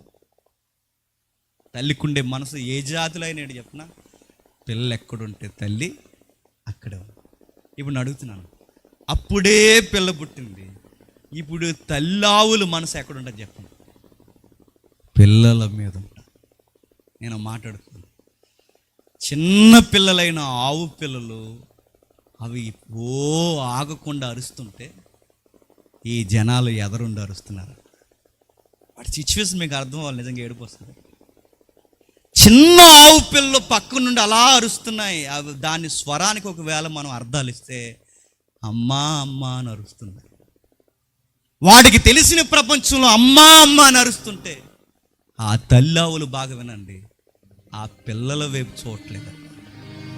మరి ఎవరి వైపు చూస్తున్నాయి? హేళన చేస్తున్న మనుషుల వైపు చూస్తున్నాయి. హేళన చేస్తున్న దేవుని మందస్సం, హేళన చేయబడుతున్న మందస్సం వైపు చూస్తున్నాయి. ఎవరి వైపు చూస్తున్నాయి? ఆ మోగ జీవులంటే ఆ పరలోకమందున్న దేవుని వైపు చూస్తున్నాయి. బాధ్యత ఏమాత్రం ఎనిదిరిగి ఆ మెల్ల మీద ఆ కాడి మోసిన తర్వాత ఆ ఎనిదిరిగి చూసి ఆ బండెత్తిన వెంటనే అవి పిల్లల వైపు తిరిగిపోయాయి అనుకోండి, వెంటనే ఈ పనికి మళ్ళీ ఏమంటారు చెప్పండి? యెహోవా దేవుడు లేడురా అంట. యెహోవా దేవుడు లేడు, ఇప్పుడు ఇలా తిరిగిపోతే దేవుళ్ళు అంటారు. ఇప్పుడు దాని గుండెల్లో ఏముంటుంది చెప్పండి? బాధ. ఆశ్చర్యకరమైన మాట ఏంటో తెలుసా? ఆ 10వ వచనంలో చూడండి, వారు అలాగా 2 పాడి ఆవులను తోలు తెచ్చి బండికి కట్టి ఆ దూడలను చూస్తుండగానే లాకెళ్ళిపోయారు. పైన బరువును మోపారు, దూడల్ని చూస్తుండగానే లోపలికి తీసుకెళ్ళిపోయారు. అప్పుడు ఆ ఆవులు ఏం చేశాయంటే 12వ వచనంలో, ఆ ఆవులు రాజ మార్గమున చక్కగా పోచు అరుచుచు, ఆ మాట బాధ పెడుతుంది. ఏం చేస్తున్నాయట? అరుచుచు. ఏమని అరుచుంటాయి చెప్పండి? ఏడుస్తున్నాయి. ఏమని ఏడుస్తున్నాయి? మా బిడ్డలకి ఇక దూరం అయిపోతున్నామని ఏడుస్తున్నాయి. దేవా, మా బిడ్డలు దూరం అయిపోయినా పర్లేదు ప్రభు, సృష్టికర్తవైన నీవు ఉన్నావని నిరూపించడానికి మేము చచ్చిపోతాం ప్రభువా అని అరుచుకుంటూ వెళ్ళిపోతాం. ఆదాము దేవుణ్ణి చూపిస్తాడు అనుకుంటే చూపించలేకపోయాడు. నోవహు తరం చూపిస్తాడు అనుకుంటే చూపించలేకపోయాడు. అబ్రహాము పిల్లల దేవుణ్ణి కనపరుస్తారంటే కనపరచలేకపోయారు. దేవుణ్ణి ఈ ప్రపంచంలో కనపరిచేది ఎవరయ్యా అని అడిగితే మోగ జీవులు 2 నిలబడ్డాయట. మేమున్నాం ప్రభువా. నేను అడుగుతున్నాను, బాలింతైన ఆవులు బరువును మొయ్యచ్చండి? మోస్తారండి? బాలింతల్ని ఎంత బాగా చూస్తామండి. నాకు కూతురు పుట్టింది 8 నెలల్లో. వాళ్ళ అమ్మకి ఏమేం తినకూడదో లిస్ట్ ఇచ్చారండి. నాకు తెలియదు అలాంటి మెయింటైన్ చేయాలి. ఆయిల్ దగ్గర నుంచి ఆమె తాగే హీట్ వాటర్ వరకు ప్రతిదీ మెయింటైన్ చేయాలని నాకు ముందున్నవారు చెప్పారు. చూడకపోతే ఏమవుద్దంటే బిడ్డకి ఇబ్బంది అవుద్దట, తల్లికి ఇబ్బంది అవుతుంది. ఆ టైంలో ఆమె పని చేయకూడదు, ఇది చేయకూడదు, అది చేయకూడదు అంటే మరి ఎవరు ఉండాలంటే ప్రత్యేకించి ఆమెకి సహాయకురాలుగా ఒక పని చేసే వ్యక్తి ఉండాలి. అంటే నేను అడుగుతున్నాను, ఒక పిల్లని కన్నా తల్లికి ఏడాది ఎవరో ఒకరు సహకారిగా ఎందుకు ఉండాలంటే ఆ దేహం అంతా అప్పుడు పచ్చిగా ఉంటుంది. ఆ దేహం అంతా లేతగా ఉబుకుపోయి ఉంటుందట. ఆ టైంలో వాళ్ళు బరువైన పనులు చేయకూడదని అడుగుతున్నాను.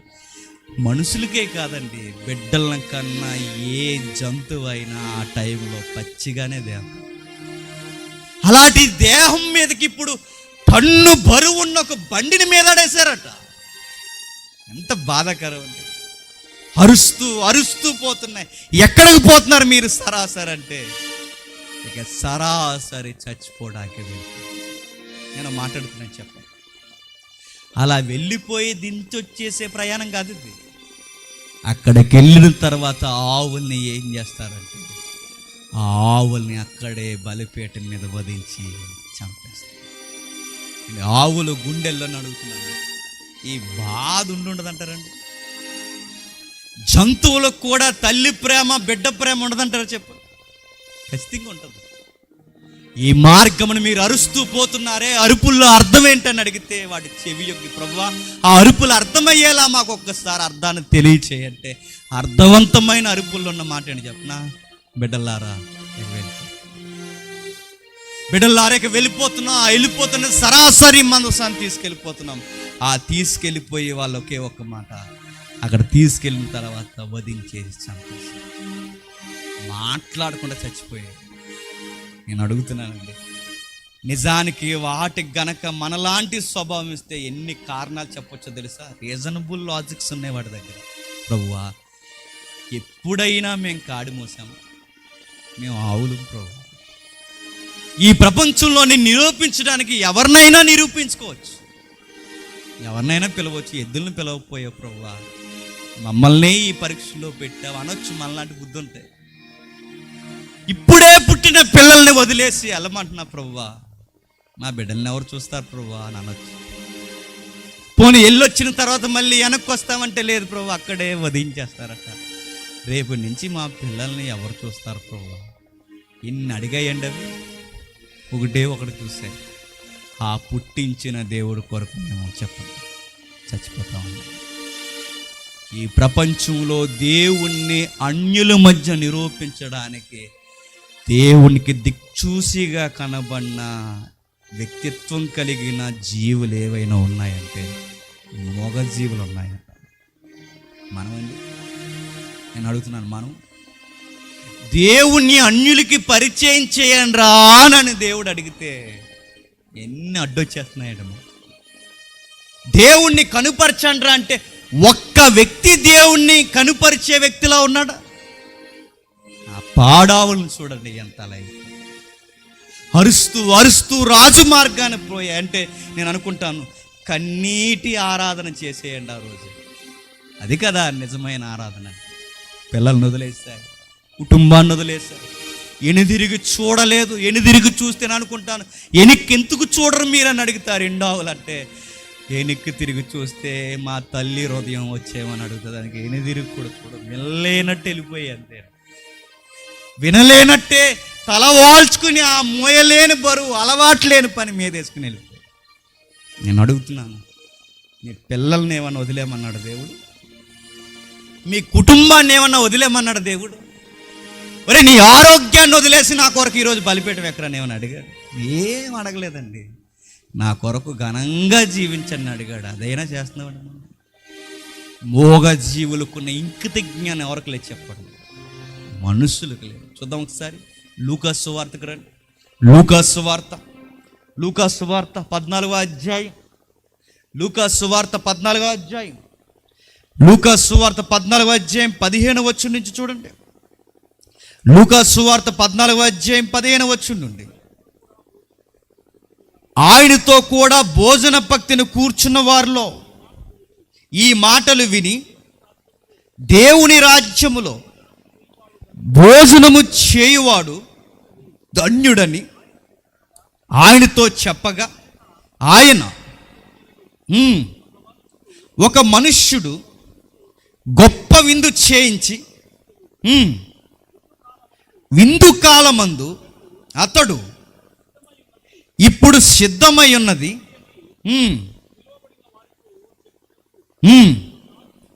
తన దాసుని పంపెను.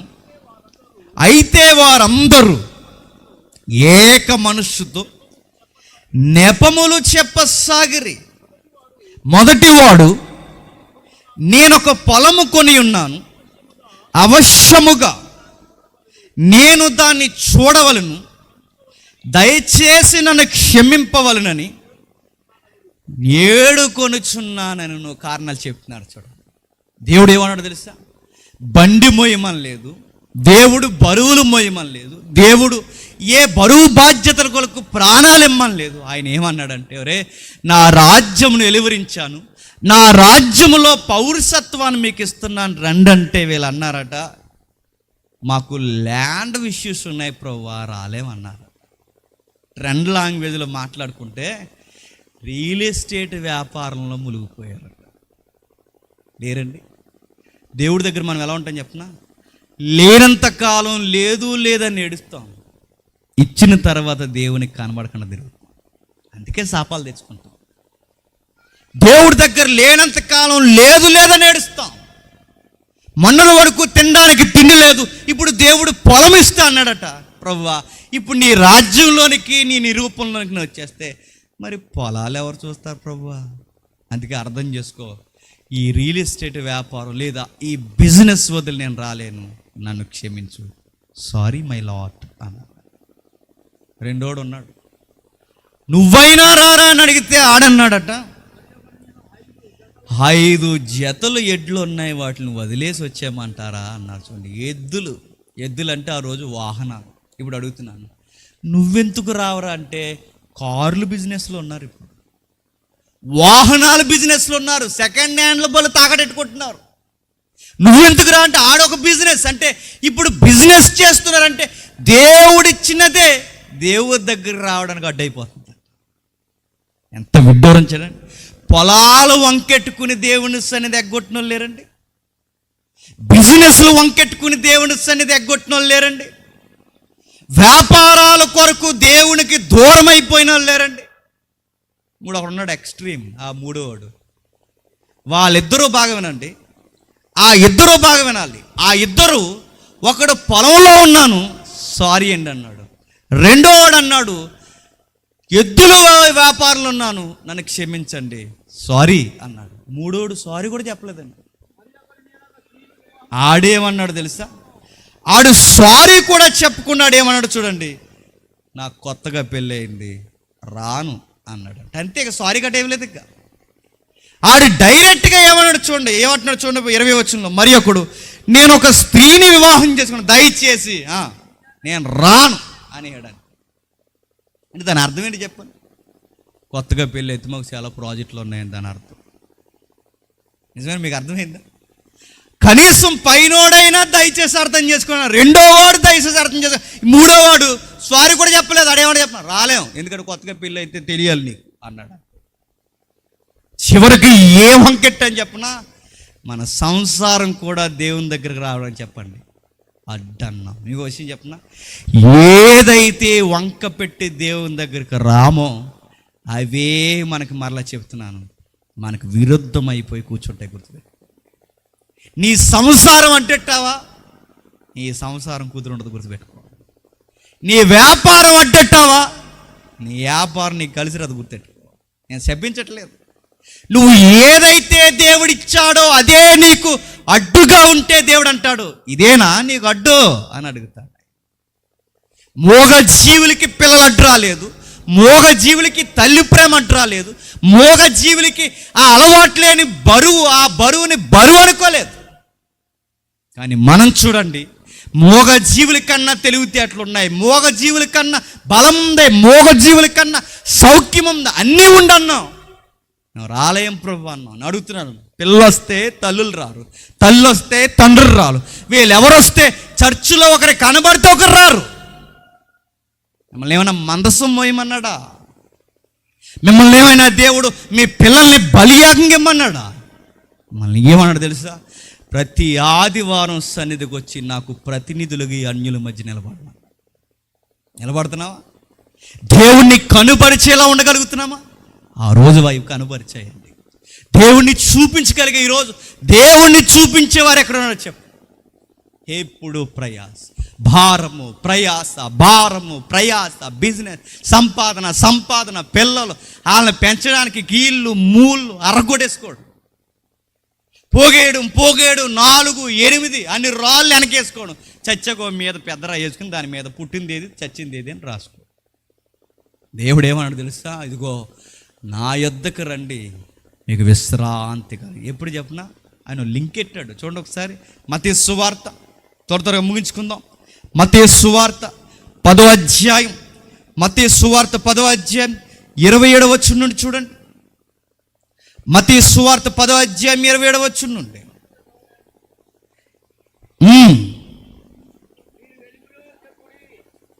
మత్తయి సువార్త 10వ అధ్యాయం, క్షమించండి 11వ అధ్యాయం 28వ వచనం నుండి. ప్రయాసపడి భారం మోసుకుంటున్న సమస్త జనులారా నా యొద్దకు రండి, మీకు విశ్రాంతి కలగ చేసేదను. నేను సాత్వికుడను, దేన మనస్సు గలవాడును గనుక నా కాడి ఎత్తుకోండి. మరలదే పదం. ఆవులు ఎత్తుకున్నవి నిజమైన కాడి, మనల్ని ఎత్తుకోమన్నది నిజమైన కాడు కాదు. ఒకవేళ నిజమైన కాడు ఎత్తుకోమంటే ఇక్కడ ఎవరో చెప్పండి? కనబడరు గాక కనబడరు. ఆ రోజు నిజమైన కాడే ఎత్తుకున్నాయి. మనల్ని ఎత్తుకోమన్న కాడేంటి చెప్పనా? ఏమి వద్దు, నా ఆజ్ఞలు మీ భుజాల మీద మోపుతున్నాను అన్నాడు. ఆ కాడి సులువుగాను తేలికగానుండును, ఎందుకంటే అది మీ ప్రాణాలకి విశ్రాంతి దయచే. నేను మరలా చెప్తున్నానండి, దేవుని సన్నిధి విడిచి తిరిగిన, దేవుని బాధ్యత విడిచి తిరిగిన, దేవుని కనుసన్నలు లేకుండా ఏది అడ్డు పెట్టుకుని తిరిగినా మీకు విశ్రాంతి దొరకదుగాక దొరకదు. మీకు విశ్రాంతి ఎంత దొరకాలనుకున్నా దొరుకుతుంది. మీరు కావాలంటే చూడండి, ఆ డబ్బున్న వారి దగ్గరికి పోయి అడగండి, ఈ డబ్బున్న ఇళ్లలో మీకు విశ్రాంతి ఉందని అడగండి. ఏసీలోనే విశ్రాంతి లేదు, వాళ్ళకి కావాలంటే వెళ్ళి అడగండి. వాళ్ళకి నిద్రలు లేవు, కావాలంటే అడగండి. ఆ సినిమా యాక్టర్లను వాళ్ళని చూడండి, వాళ్ళకి విశ్రాంతి దొరుకుతుంది అనుకుంటున్నారా? నిన్న కాక మొన్న పెళ్లి చేసుకుంటారు, వారం తిరక్కని ఇడిపోతారు. వారం లేదు తిరగం లేదు వాళ్ళ పెళ్ళిళ్ళకి. మీరు కావాలంటే చూడండి, వాళ్ళ పెళ్ళిళ్ళలో కూడా వాళ్ళకి సుఖాలు లేవు. ఈరోజు పెళ్లి ఫోటోలు తీసుకుంటారు, ఏడాది తిరిగేసరికి టపాలమని ఇడిపోతారు. మళ్ళీ మూలుగుతూ మనకి స్టేటస్లు ఆ ఫోటోలు తీసేసింది, ఈ ఫోటోలు తీసేసింది మళ్ళీ మనం చదవాలి. ఇవన్నీ మనం చూస్తున్నాం. మీరు చూడండి, ఇవన్నీ మనకి ఎందుకు కనబడుతున్నాయి?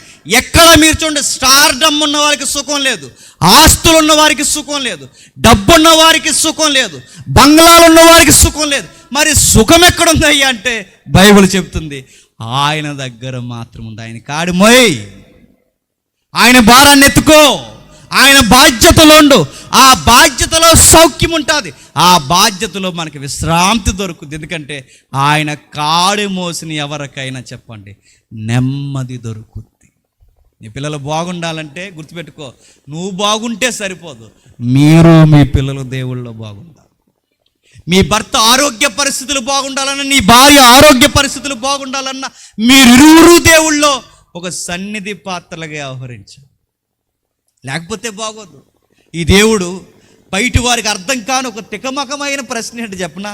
ఈ దేవుళ్ళలోకి వచ్చిన తర్వాత కలిసి వచ్చే విషయాల కన్నా శ్రమలు ఎక్కువ వస్తాయి. నిజంగానే ఈ దేవుళ్ళలోకి వచ్చిన తర్వాత ఏదో కలిసి వస్తుంది అనుకుంటాం, అలాగనుకున్నట్టుకెళ్ళి మనసాన్ని అక్కడ పెట్టారు, గడ్డలు వచ్చేసినాయి వాళ్ళకి. అలా అనుకునేది తీసుకెళ్లారు, శ్రమలు వచ్చేసాయి, పంటలు వాడిపోయాయి.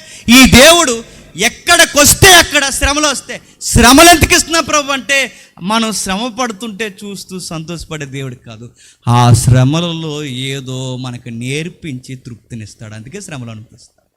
మీరు ఎప్పుడైనా ప్రార్థన చేసినప్పుడు ఇలా చేయకండి, ఆ ప్రార్థనకి జవాబు ఎవడైనా ప్రభు శ్రమలు తీసే ప్రభు తీడైనా, ఎందుకంటే ఆ శ్రమలు అలా ఉండయి అంటాడు. శ్రమలు ఎందుకు తిరిగి ప్రభు అంటే తీడైనా. బైబిల్ కీర్తన మీరు చదివితే ఇరుకులు తీసే ప్రభు అనలేదు, వాళ్ళు ఇరుకులలోనే విశాల తీవి ప్రభు. ఇరుకులు అలాగే ఉంటాయి, ఆ శ్రమలు అలాగే ఉంటాయి, ఆ భారం అలాగే ఉంటుంది. ఎందుకు ప్రభు అంటే, ఆ శ్రమలలో నన్ను ఈ లోకానికి నువ్వు చూపించావు. ఆవులు శ్రమ పడితేనే ఈరోజు ఆయన ఉన్నాడని మనకు అర్థమైంది. మనం శ్రమ పడితేనే ఈ శ్రమల్లో వీరు ఎలా ఉండగలుగుతున్నారా, మేము ఉండలేకపోతున్నాం, మేమైతే సూసైడ్ చేసుకుని చచ్చిపోతాం, ఈ శ్రమల్లో వీళ్ళు ఎలా ఉండగలుగుతున్నారంటే వాళ్ళకి అర్థం అవ్వాలి, ఆ దేవుని బట్టే ఉండగలుగుతున్నారు. చిన్న తలనొప్పి వస్తే తట్టుకోలేకపోతున్నాం, ఇంత పెద్ద శ్రమ వచ్చినా వీళ్ళు ఇంత సులువుగా ఎలా ఉండగలుగుతున్నారు అంటే ఆ దేవుడు భారంతో ఉంటారా వాళ్ళు, అందుకే అలా ఉండగలుగుతున్నారు. కానీ మనతో వచ్చిన గొడవ ఏంటి చెప్పినా, ఇంకొక ఎగ్జాంపుల్ చెప్పాను, మళ్ళీ మీకు చెప్తాను. ఆ శ్రమ వచ్చినప్పుడే కదిలిపోతుంటామ్మా, ఇంకా శ్రమ ఎక్కువైపోతుంది. ఒక మాట చెప్పండి, ఇప్పుడు దేవుడు కావాలని తీసుకెళ్ళి ముళ్ళ తుప్పలో పడతాడు ఆయన, అర్థం అవడానికి చెప్తున్నా. ఆ ముళ్ళ తుప్పలో పడిపోయినప్పుడు మనం ఏం చేయాలండి? అటు ఇటు కదలకూడదు, ఇంకా కదిలితే ఏమవుతుంది? ఇంకెక్కువ ముళ్ళు గుచ్చిపోతాయి. అర్థమైందో లేదు? ముళ్ళ తుప్పల్లో పడేసినప్పుడు ముళ్ళ తుప్పల్లో ఒకే ఒక్క బెస్ట్ సజెషన్ అని చెప్పండి, అలా కూర్చో, కదలకి. కదిలితే ఏమవుతుంది? ఎలా కదిలో ఇంకో 4 గుచ్చిపోతాయి, ఎలా కదిలో ఇంకో 4 గుచ్చిపోతాయి, వెనక్కి ఇంకా గుచ్చిపోతాయి, కింద గుచ్చిపోతాయి. ఎక్కడ కదిలితే అక్కడ గుచ్చిపోతాయి. కదలకు. మరి బెస్ట్ ఐడియా ఏంటి? అలా కూర్చో. పడేసిన వాడు తగిన సమయం ముందు తీస్తాడు, అప్పటి వరకు కూర్చో. మరి ఈ ముళ్ళన్నీ ఎందుకు చుట్టూ పెట్టావంటే, ఈ ముళ్ళు బయట ఉన్నవారు నీ దగ్గరకు రాకుండా నిన్ను కాపాడే ముళ్ళు అవి. నీకు కాదు ముళ్ళు, నీ శ్రమలో బయట వాళ్ళకి వింతగా ఉంటాయి. కానీ మనం ఏం చేస్తాం చెప్పండి? ఆ టైంలో తెక్కదిలిపోతుంటాం, ఆ శ్రమంలోనే తెక్కదిలిపోయి అక్కడ పరిగెడతాం, ఇక్కడ పరిగెడతాం, అక్కడ మొత్తం ఉప్మా అయిపోయేలా తిరుగుతాం. మనం మొత్తం అయిపోయి వచ్చి ప్రభు ఏడు ప్రభు అర్థమవుతుందంటే అప్పుడు అంటాడు, అర్థమవుతుంది కదా, అలా కూర్చో, కదలకుండా కూర్చో అంటాడు. అలా కదలకుండా ఎంతకాలం కూర్చోాలంటే పేతురు పెద్ద ఆయన అంటాడు, ఇదిగో బలిష్టమైన చేతులకుండా కదలకుండా అలా కూర్చో, దేన మనుష్యుడిగా అలా కూర్చో. ఆ మనసు ఆయన మీద కేంద్రీకరించి కూర్చో, ఆయన కాడు మోస్తూ కూర్చో. తగిన సమయం అంది ఎలా హెచ్చించాలో నేను చూసుకుంటాను. ఆ విషయం వాడికి తెలిసే, ఎవరికి చెప్పాలి? పాడావులకి. తగిన సమయం అంది హెచ్చించా. ఎప్పుడు హెచ్చింపబడ్డాయి? ఇదిగో చరిత్రలో ప్రతి సేవకుని నోట ఈ రోజుకి హెచ్చింపబడతాయి. అవి జీవితాంతో యజమానికి పాలిచ్చిన అంత ఘనతగా మనం మాట్లాడకపోదుమేమో కానీ ప్రభు కొరకు ప్రాణం ఇచ్చే ఈరోజు చరిత్రలో మాట్లాడుకుంటున్నాం. ఆ రోజు ఆ పిల్లల కొరకు అవి బతికేస్తే చరిత్రలో అన్ని ఆవులు లాంటివే ఆవులు కూడా. కానీ ఈరోజు ఆ పిల్లల కోసం కాదు, దేవుని కోసం బలయ్యాయి. ఈరోజు మనం మాట్లాడుకుంటున్నాం. నేను మరలా చెప్పనా, క్రైస్తవులు బాగున్నారు. బయట వాళ్ళకి సంసారాలు ఉంటాయి, మనకు ఉంటాయి. బయట వాళ్ళకి ఉద్యోగాలు ఉంటాయి, మనకి ఉంటాయి. బయట వారికి బాధ్యతలు ఉంటాయి, మనకి ఉంటాయి. కానీ వాళ్ళకి మనకు తేడా ఏంటి చెప్పిన, మనకి ఎక్స్ట్రీమ్గా ఒక బాధ్యత ఉంటుంది, అదే దేవుని బాధ్యత. వీటితో పాటు బాధ్యత, ఆ బాధ్యతను మోస్తూ నువ్వు ఉద్యోగం చేస్తున్నావా, అన్యుల మధ్య ఉద్యోగస్తులకి, తోటి ఉద్యోగస్తులకి నువ్వు ఘనముగా ఉండాలి. నువ్వు సంసారంలో ఉన్నావా, ఆ బయట సంసారం ఏదలే కొట్టుకుపోతున్న వాళ్ళు చాలామంది ఉంటారు. కానీ నీ సంసారాన్ని చూసి వాళ్ళు నేర్చుకోవాలి. ఎలా చేయగలుగుతున్నావు? ఆ దేవుని బట్టి చేయగలుగుతున్నావు. చెప్పాలి నువ్వు నోరిప్పి. ఇదే సులువైన కాడి, ఈ సులువైన కాడైనా మోస్తాడు మనం. అలాంటి మోయం మనం. ఎంత సులువుగా ఉండాలంటే మనకి ఇలా మోకాళ్ళు ఎత్తే వజ్రాలు అడిపోవాలి, ఇలా మోకాళ్ళు ఎగితే బంగారం మొలిసేయాలి. మనం అంత సులువు కోరుకుంటాం. మనం ఎక్కడ ఉంటే అక్కడ మనల్ని దేవుడు దీవిస్తాడు. ఎక్కడ దీవిస్తాడు? ఇది గుర్తుపెట్టుకో. నీ బిడ్డలకి కోట్ల రూపాయల ఆస్తి ఇవ్వడు, కానీ ఉన్న దానిలో తృప్తి ఇచ్చి దీవిస్తాడు. ఆ ఉన్న దానిలో తృప్తినిస్తాడు ఆయన, ఖచ్చితంగా ఇచ్చి దీవిస్తాడు. అందుకే ఆ చరిత్రలో మనకి నేర్పిస్తున్నాడు.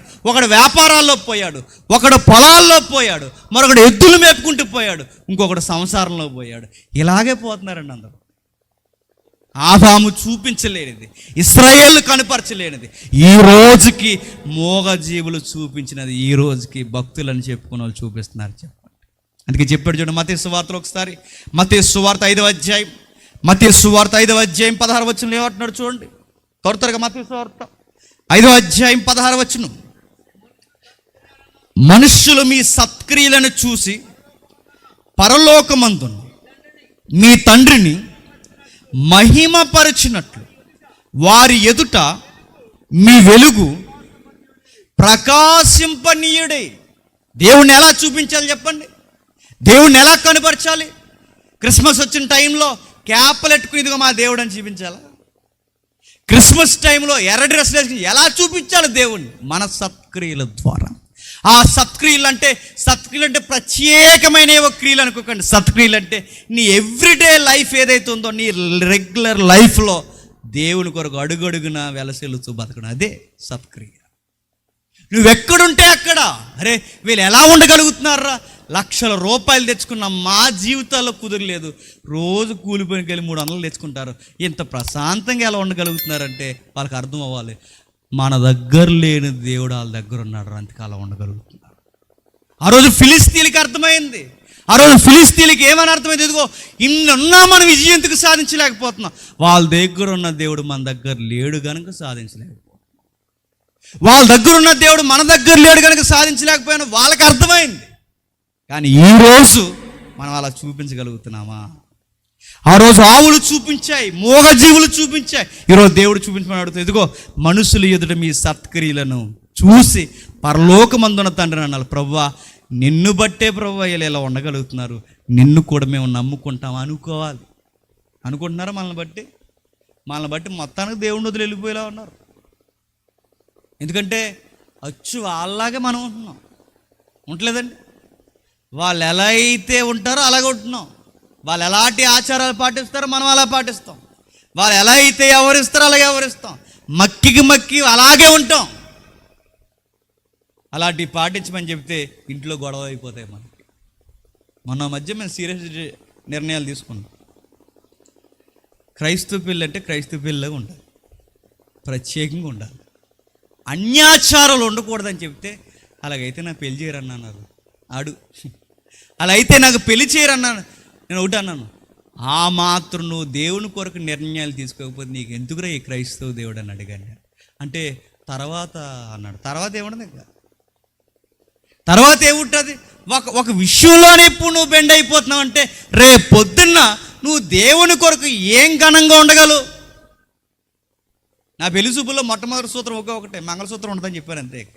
అది ఎలాగంటే ఇలాగే చేసుకోడు. మా అన్నన్నాడు శ్రీకాంత్ అన్న, ఆ వదిన గారు ఆవిడ అన్యురాలు, అంటే అన్యురాలు అంటే క్రిస్టియనే కన్వర్టెడ్, ఆవిడ కూడా సీరియస్గా ఇదే నహి జిందగీ అని చెప్పాం, ఉండదని చెప్పాం.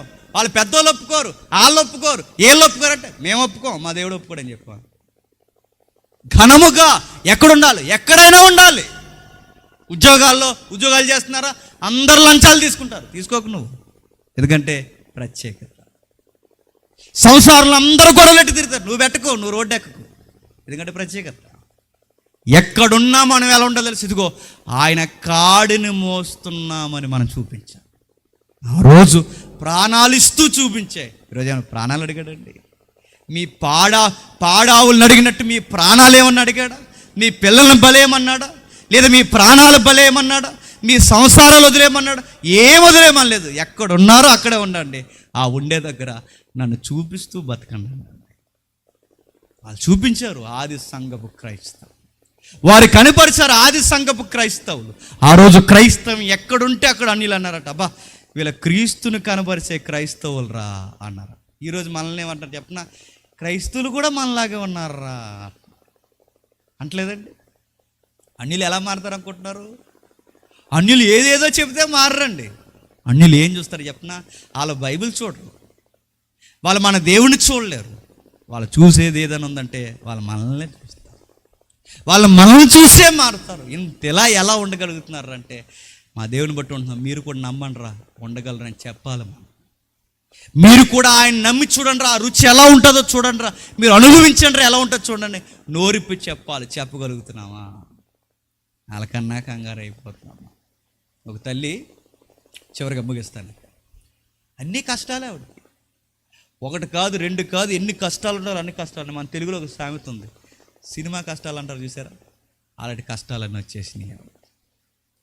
ఆవిడకి ఒక బుద్ధి ఉంది, ఎక్కడికి పోయినా ముందు ఆవిడ రికార్డ్ చెప్పేదట. ఆవిడ రికార్డ్ అంటే నాకు అన్ని కష్టాలు ఉన్నాయి. మనిషికి బుద్ధి ఉంటుంది. ఏంటి చెప్పిన, మన బాధలు అన్నీ చెప్పేసుకుంటే అవతల నుంచి మనం ఎక్స్పెక్ట్ చేసేది ఏంటంటే, అయ్యో పాపం మీకు ఎలా జరుగుతుందా అనాలి. ఇప్పుడు అలా అంటారనే జాలి కొరకు చెప్తాం మనం.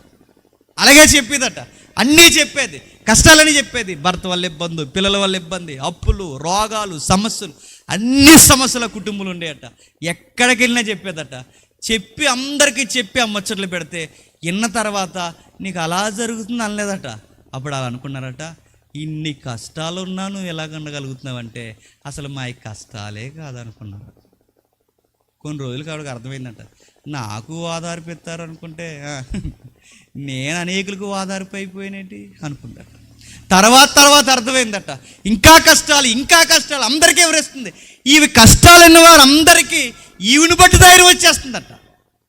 అప్పుడు అర్థమైంది, ప్రభువా నా జీవితంలోనికి ఈ విధమైన పిలుపునిచ్చావా అని. అంటే అనేక కష్టాల్లో ఉన్న వారికి ఓదార్పునివ్వడానికే నా లైఫ్లోకి కష్టాలు అనుగ్రహించావా. అప్పటి నుంచి మొదలెట్టింది నా దేవుని కొరకు ఘనముగా ఉండడానికే ఈ శ్రమలు అనే కాడిని నేను మయ్యలను. ఎప్పుడు ఇంక అడగలేదట, ప్రభువా ఈ కష్టాలు తీయని. ఎందుకంటే నా జీవితమే ఎదుటోళ్ళకి ఏమైపోయింది, ఒక మాదిరి అయిపోయింది. అందుకే చెప్తున్నాడు చూడండి, ఇదిగో ప్రయాసపడి భారం మోసుకుంటున్న సమస్త జనులారా. అదే ప్రయాస ఆపేయండి. ఇక ఆ ప్రయాస ఎంత ప్రయాసపడినా ఆ ప్రయాసలో మీకు సుఖం దొరకదు. మీరు ఎన్ని బరువు బాధ్యత ఎత్తుకున్నా ఆ బరువు బాధ్యతలో సుఖం దొరకదు. ఆ ప్రయాసలో బరువు బాధ్యతలో మరి ఏం దొరుకుద్దంటే అలసట, నిట్టూర్పు, ఏడుపులు, కన్నీళ్లు, దుఃఖం, వెలివేత, ఒత్తిడి. మరి వీటన్నిటి మధ్య మాకు విశ్రాంతి ఎక్కడ దొరుకుతుంది ప్రభు అంటే, మనకు విశ్రాంతి దొరికేది చెప్పండి, నా యొద్దకు రండి. ఆయన వద్దకు వస్తే ఏం చెప్తే చెప్పండి, ఖచ్చితంగా విశ్రాంతి దొరుకుతుంది. అది మనుషులకు అర్థం అవ్వదు కానీ చెప్పండి, మూగజీవులకి మాత్రం బాగా అర్థమైందండి. నేను ఎప్పుడు చెప్పు ఒక ఎగ్జాంపుల్, ఇదే మత్తయి సువార్త, ఒకసారి ఎలా రండి వెనక్కి, 6వ అధ్యాయం మత్తయి సువార్త 6వ అధ్యాయం, మత్తయి సువార్త 6వ అధ్యాయం 26 వచనం చూడండి. మత్తయి సువార్త 6వ అధ్యాయం 26 వచనం. ఆకాశ పక్షులను చూడుడి, అవి విత్తవు, కోయవు, వాట్లలో కూర్చుకొనవు, అయినను మీ పరలోకపు తండ్రి వాటిని పోషించుచున్నాడు. మీరు వాటికంటే బహుశ్రేష్ఠులు కారా? ఏమని అడుగుతున్నాడు చూడండి. ఆకాశ పక్షిని చూడండి, ఇందాక ఎవరిని చూస్తాం, పాడావులను చూస్తాం, ఇంకా సిగ్గు లేకపోతే ఇంకేం చూడాలి చెప్పండి. ఆకాశ పక్షిని చూడాలి. ఆకాశ పక్షిని చూడండి, అవి విత్తవు, కోయవు, అవి సీరియస్గా పట్టుకెళ్ళి గుడాంసులో దాయవు, కోట్లలో కూర్చుకొనవు, కానీ అవి బతుకుతున్నాయి. నాకు పెద్ద వింత అయిన క్వశ్చన్ మార్క్ ఏంటి చెప్పనా, కాకి పిల్లని ఎప్పుడైనా గమనించారా? దాని నోరు ఎప్పుడైనా గమనించారా? ఎర్రగా ఉంటుంది. తినకూడదు ఏదైనా తిందనుకుంటే కాకిపిల్ల చచ్చిపోతుంది. పెద్ద డౌట్ ఏంటి చెప్పనా, కాకి పిల్లకి తల్లికాకు ఉంది. ఆ తల్లికాకు మన ఇంటికి వస్తుంది, ఆ దండి మీద ఆలుతుంది, ఆ గోడ మీద ఆలుతుంది, ఆ దళ్ళు మీద ఆలుతుంది, మన ఇంటి మీద ఆలుతుంది. అది కావు కావుమని అరుస్తుంది. ఎప్పుడైనా దాని గురించి సీరియస్గా ఆలోచించమ్మా. అరే ఇది నిన్న వచ్చిన కాకే, పాపం ఈ రోజు వచ్చింది, నేను తిన్నాదో లేదో వండుకుందో లేదని ఫీల్ అయ్యామా? అసలు ఆ కాకి వస్తేనే కాకగోలు అంటాం మనం. కానీ నిన్నొచ్చిన కాక మొన్నొచ్చిన కాక మనకు తెలియదు, మనకు అనవసరం. ఎందుకంటే అది సీరియస్గా వాటిని మనం పట్టించుకోము, కానీ పట్టించుకునే దేవుడు ఉంటాడు. నాకు పెద్ద క్వశ్చన్ ఏంటి చెప్పిన, ఆ తల్లికాకి చిన్న పిల్లకాకు ఉందట. పిల్లకాకుని కన్నా ఏ తల్లికాకైనా అది కూడా బాలింతే కదా చెప్పండి. బాలింతకి పత్తి ఉండాలొద్దా? ఉండాలొద్దండి. ఇప్పుడు ఆ బాలింత కాకి ఇప్పుడు ఈ ఫుడ్ అయితేనే బాగుంటుందని ఆ ఫుడ్ సెట్ చేసింది ఎవరంటారు చెప్పండి? నువ్వు ఎంగిలిసే ఇసరు నువ్వు, మనం ఎవరం కాదు. ఇప్పుడు ఆ తల్లికాకి ఈ ఫుడ్డే బెటర్ అని ఆ మెనూ సెట్ చేసింది ఎవరు? దేవుడు. మరో మాట చెప్పనా, మన పిల్లలు చిన్న పిల్లలకి 1.5 ఏళ్ల లోపు వయసు వస్తే కానీ ఆ సరైన ఆహారం వాళ్ళకి తినిపించు. పొరపాటున వాళ్ళకి తినిపించామో బలమైన ఆహారం చచ్చిపోరండి. ఇప్పుడు నీకు బిర్యానీ ఇష్టమని ఆడికి కూడా బిర్యానీ పెట్టేవానికి ఏమవుద్ది? నేను తీసుకెళ్ళి జైలు ఎడతారు. ఎందుకు? పిల్లోడికి కావాలని తినిపించేవాళ్ళు. మనం తినే ఆహారం వాళ్ళకి పెట్టకూడదు, ఎందుకంటే వాళ్ళకి అరగతో చచ్చిపోతారు. ఇప్పుడు అడుగుతున్నాను, వాళ్ళకి అరగడానికి వాళ్ళకి స్పెషల్ ఫుడ్ మెడికల్ కేర్లో దొరుకుతుంది. ఈ మధ్య తెలిసింది నాకు, బిడ్డ పుట్టాక. అదేంటో దాన్ని ఏదంటారు, సర్లే అది తీసుకుని వచ్చి అందులో మళ్ళీ ఫ్లేవర్స్ ఇవన్నీ ఆ మనసును బట్టి ఆ నెలను బట్టి వాళ్ళకు కూడా ఇదైతేనే అరుగుద్ది, ఇదైతే బెటర్. మళ్ళీ అందులో ప్యాకెట్లో తేడా వెళ్తే మళ్ళీ ప్రమాదం అట. 8వ నెలలో ఏది వాడాలో, 7వ నెలలో ఏది వాడాలో, 6వ నెలలో ఇన్ని లెక్కలు ఉన్నాయి ఆ ప్యాకెట్స్ మీద రాసి దానికి ఒక టైం టేబుల్ రాసి ఇచ్చాడు. ఇప్పుడు విషయం అడుగుతున్నాను, మన పిల్లలకి ఇన్ని తెలివితేటలు ఉన్న మనమే టైంకి ఇంత మెత్తగా పిసికి అది పెడితే కానీ వాళ్ళు తినలేకపోతున్నారే. నేను అడుగుతున్నాను, ఆ కాకి పిల్లకి ఏ సెరలాకి ఎడుతున్నారంటారు? దానికి ఆ టయానికి ఈ ఫుడ్ ఆ ఎర్రని గొంతులో ఇదే అరుగుద్దని దానికి ఆ ఫుడ్ సెట్ చేసింది ఎవరు? దేవుడు. గుర్తుపెట్టు. కీర్తనలు ఏమిటో చెప్పనా? కాకులకు అరుచుచుండే పిల్ల కాకులకు ఆహారం సిద్ధపరచువాడు ఆయనే. అంటే ఈ జంతువులన్నిటినీ చూపించి, పక్షులను చూపించి మాకు ఏమి నేర్పించాలనుకుంటున్నా ప్రభు అంటే ఆయన ఒకటే నేర్పుతున్నాడు, నా కాడెత్తుకోండి, మీకు ఏ టైంకి ఏం కావాలో నేను చూసుకుంటాను. ఈ సందర్భంలో ఇది ఎత్తి మాకు ఏమి నేర్పించాలనుకుంటున్నా ప్రభు అంటే ఆయన ఒకటే చెప్తున్నాడు, ఇదిగో ఆయన రాజ్యాన్ని నీతిని ఎతకండి, ఆయన నీతిని కనపరచండి, ఆయన రాజ్యాన్ని ఎతకండి, ఈ లోకానికి ప్రభావితంగా ఉండండి, మిమ్మును మీ బిడ్డల్ని పోషిస్తాడు ఆయన. నీ కోట్ల రూపాయలు ఇవ్వకపోవచ్చు కాక, నీకు గొప్ప పదవులు ఇవ్వకపోవచ్చు కాక, కానీ అందరికన్నా గొప్పగా మాత్రం పోషిస్తానని మాట ఇచ్చాడని గుర్తుపెట్టు. నీకు అందరికన్నా ఉన్నతమైన మనశ్శాంతిని ఇచ్చి పోషిస్తాడు ఆయన, ఇస్తాడు ఖచ్చితంగా. మీరు కావాలంటే బైబిల్ చరిత్ర చూడండి, దేశమంతా కరువు వచ్చేసింది, ఆ సారెపతి ఎదవరాలకి మాత్రం కరువు రాలేదు. ఎందుకంటే రాదంతే, అన్యురాలండి ఆవిడ, ఇశ్రాయేలు రాలు కాదు ఆవిడ, అన్యురాలు. ఆవిడికి ఎందుకు కరువు రాలేదు? ఎందుకంటే ఆవిడ దేవుని నీతిని రాజ్యాన్ని ఎతికింది. ఆ ఇంటికి రాదు, ఆ ఇంట్లో కరువు లేదు, ఆ పిండి తరగదు, ఆ నూనె అవ్వదు, ఎందుకంటే ఆ దేవుని నీతి అనే కాడును మోస్తుంది. అందుకే ప్రభావితంగా ఉంది ఆమె. ఇలా నూనె తెస్తే నూనె వస్తుంది, అలా పిండి తీస్తే పిండి వస్తుంది. నేను అడుగుతున్నాను, అదే మిరాకిల్ మనకు జరిగితే ఇలా నూనె తీసిన నూనె వస్తే నూనెకి అలా పాడేసి ఇలా వారిపోతాం. అలా పిండి తీసిన పిండి వస్తే పిండి అలా గిరేహత్తం. ఎందుకంటే మనం అంత విచిత్రమైన భక్తి అండి, మనకి మిరాకిల్ జరిగినా భయమే, జరగకపోయినా భయమే. మనకి అదో రకమైన భక్తి మంది, అదో రకమైన విచిత్రమైన భక్తి మంది. కానీ ఆమె చూడండి, ప్రభావితమే కాదు, ప్రవక్తని ఇంటికి పిలుచుకునేంత భక్తి ఉందట. పాడావులు దేవుణ్ణి నిరూపించాయి, మోగ జీవులు దేవుని కనుబరిచాయి, ఆకాశ పక్షులు మన గుణపాఠాలుగా నిలబడ్డాయి. అన్నిటికీ మాదిరిగా ఏలుకగా ఉండాల్సిన మనం చెప్పండి ఈ మోగ జీవులతో చెప్పించుకుంటున్నాం. మోగ జీవులైనా దేవుని చూపిస్తున్నాయి, కానీ చెప్పండి మనుషులమైన మనం ఈ లోకానికి దేవుణ్ణి చూపించలేకపోతున్నాం. ఆదాము మిస్ చేసిన ఆ సారూప్యతను, ఇశ్రాయేలు కోల్పోయిన ఆ చక్కటి దేవుని భావజాలాన్ని మరలా క్రైస్తవ భుజాల మీద మోపడాయి. మీరు చూపించండి, క్రీస్తు సారూప్యతను కనపరచండి. ఎలా కనపరచాలి? అరే వీళ్ళు ఎంత కూల్గా ఎలా ఉండగలుగుతున్నారు, ఇన్ని ఇబ్బందులు వచ్చిన వెంటనే వాళ్ళు చెప్పుకోవాలి, వాళ్ళు నమ్ముకున్న యేసుక్రీస్తు కూడా అంత కూల్గా ఉంటాడు, అందుకే వాళ్ళు అలా ఉన్నారని చెప్పుకోవాలి. చెప్పుకుంటారు అలాగా? అలా చెప్పుకోరు. మనం ఏమంటాం చెప్పనా?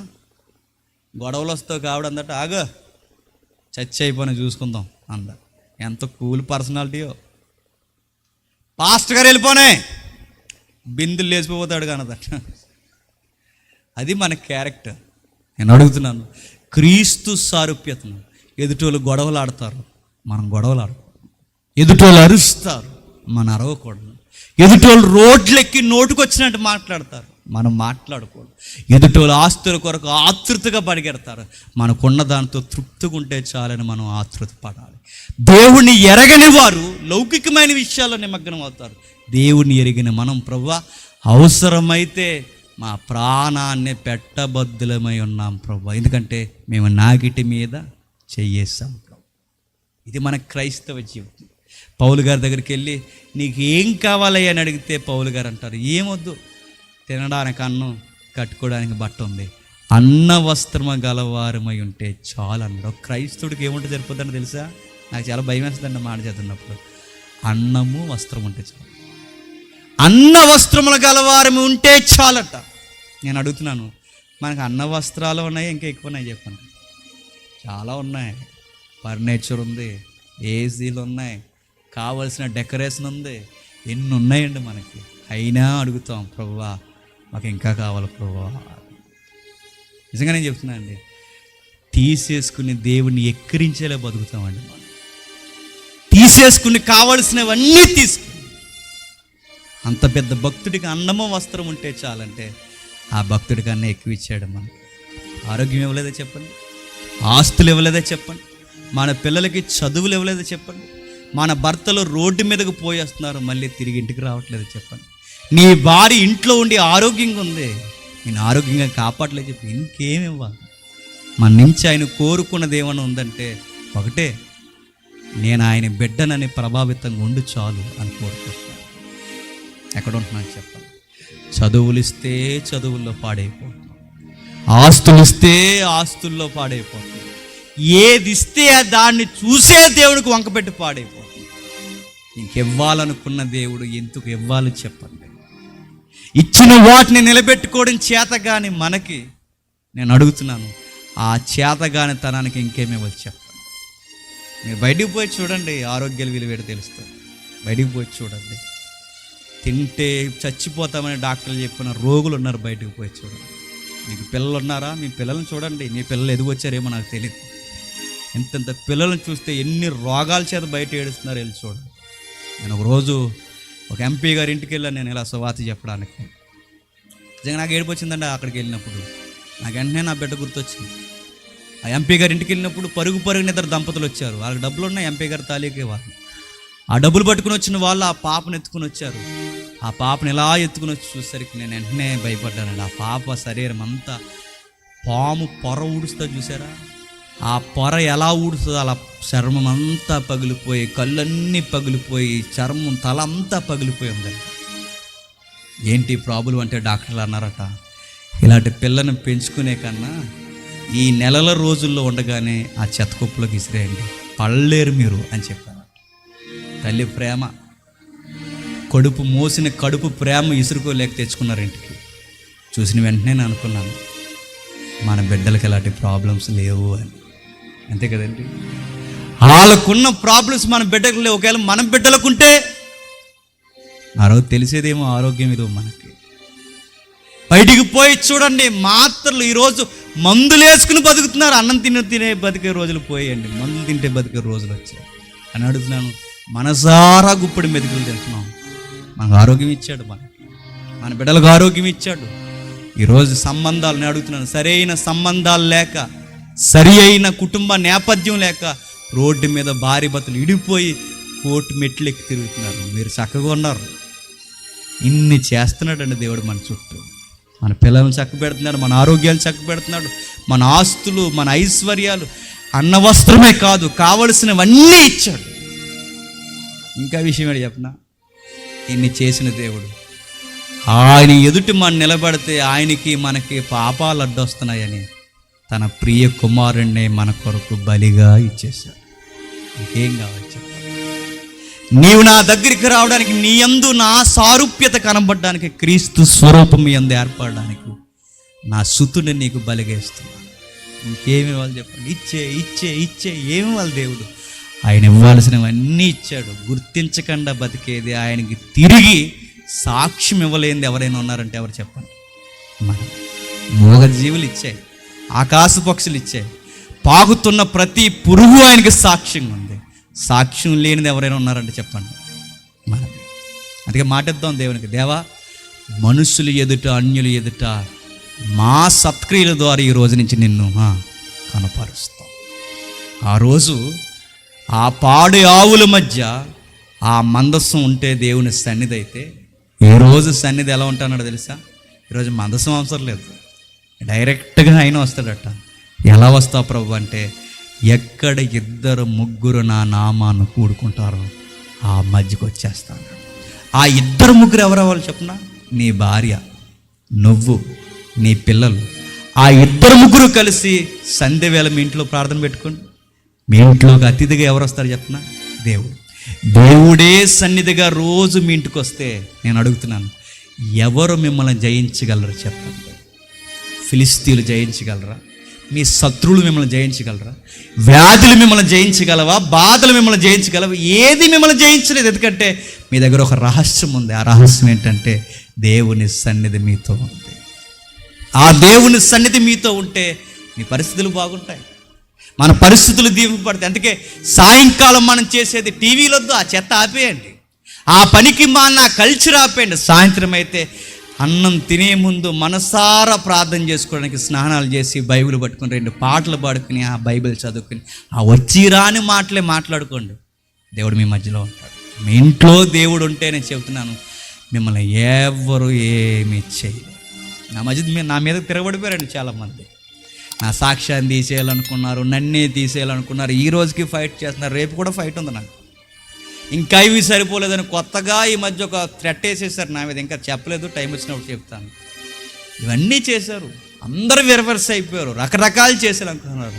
విషయం చెప్పిన చివరికి ఏమీ చేయలేమని అర్థం చేసుకున్నారు. ఎందుకు వాళ్ళకి ఏమర్థమైంది? కారణం ఒకటి, ఈయన మనతో ఉన్నంతకాలం ఎవ్వరు మనల్ని ఏమీ చేయలేరు. గుర్తుపెట్టు, మన వ్యక్తిత్వాన్ని ఎవరు ఏం చేయలేరు. ఎందుకంటే ఆయనకు ఘనముగా మనం ఉండాలనుకున్నప్పుడు మనల్ని ఎవరేం చేయగలరు? పౌలు గారి ధైర్యం అదే కదండి. కరువైనను, ఖడ్గమైనను, తుఫానైనను, శత్రువైనను, వ్యాధైనను, బాధైనను క్రీస్తు నుంచి నన్ను ఏది ఏరి చేయగలదంట. ఆ కమిట్మెంట్ మనకుంటే నేను చెప్తున్నాను, పాడావులు చరిత్రలో ఎలా అయితే సాక్షిగా ఉండిపోయావు, ఈ పాపుల మధ్య ఈ తరానికి మనం కూడా చెప్పండి, సాక్షిగా ఉండండి. మిమ్మల్ని ఎలా ఏదికి లెక్కేమి దేవుడు మైకెట్టుకుని ఏం మాట్లాడమని లేదుగా, మిమ్మల్ని ఏమి మెడ మీద మందస్థాన్ని మోసుకుని వెళ్ళమని లేదుగా. మీరుగుపోరి ఇంట్లో వారికి అలా సాక్ష్యంగా ఉండండి, మౌనంగా ఉండండి, ఆయన బలమైన హస్తముల కింద అణిగిమనుగు ఉండండి. ఆ ముళ్ళ పొదల్లో పడిపోయినప్పుడు కదలకండి, మెదలకండి. దేవా ఏంటి ప్రభు ఆయన వైపే చూడండి. ఆ ముళ్ళెట్టిన వాడే ముళ్ళు ఎప్పుడు తీయాలో ఆయనకు బాగా తెలుసు. ఎందుకు పెట్టా ప్రభు అంటే నీ మంచి కోసమే పెట్టానంటాడు ఆయన. అలాంటి గొప్ప దేవుడు మనకున్నాడు. ఆయన కొరకు బతుకుతాం. ఇలా అన్యులకి సువార్త ఎలా చెబుతారంటే నోటు ద్వారా కాదు, బైబిల్ ఇప్పు కాదు, మన బతుకు ద్వారా చెప్తాం. అన్యుల మధ్య దేవుడు ఉన్నాడని చెప్పండి, నిరూపిద్దాం. ఆ రోజు ఆవులు ఏం చేస్తాయని ఆయన గడ్డం కింద చేయబెట్టుకుని చూసిన ఆయన ఈరోజు ఈ మనుషుల మధ్య మీరేం చేస్తారని ఈ రోజుకి అదే సింహాసనం మీద కూర్చొని చూస్తున్నాడు. ఆ రోజు అవి నిరూపించాయి. ఈసారి చెప్పండి, మనం దేవుడు ఉన్నాడని నిరూపించాలి. దేవుడు మిమ్మల్ని దీవించును గాక. ఆమేన్, ఆమేన్, ఆమేన్. అర్థం చేసుకోండి. ప్రేమగల తండ్రి, కృపగల దేవ తండ్రి, అందరికీ లోతైన మాటలు అర్థమయ్యే నాకు తెలియదు తండ్రి. బాధ్యత లేనప్పుడు తండ్రి, మిమ్మల్ని కనబరచాలన్న కుతూహలం లేనప్పుడు నా ప్రయాసలు, బాధలు ఇంకా బరువు అవుతాయి తప్ప ఈ భూమి మీద మేము సాధించేది ఏమీ లేదు తండ్రి. తండ్రి, మీ కొరకు బ్రతకడంలో ఉన్నంత సౌందర్యం ఎక్కడుందో తండ్రి, మిమ్మల్ని కనుపరచడంలో ఉన్నంత ఆనందం ఇంకెక్కడుందో తండ్రి. సంసారాల కొరకు, వ్యాపారాల కొరకు, పిల్లల కొరకు తండ్రి, మీ గొప్ప ఔన్నత్యపు పిలుపును వదిలేసేవారు చాలామంది ఉన్నారు. విలువ నెరగనివారు, బాధ్యత నెరగనివారు తండ్రి. మూగ జీవులు పిల్లలను త్యాగం చేశాయి తండ్రి.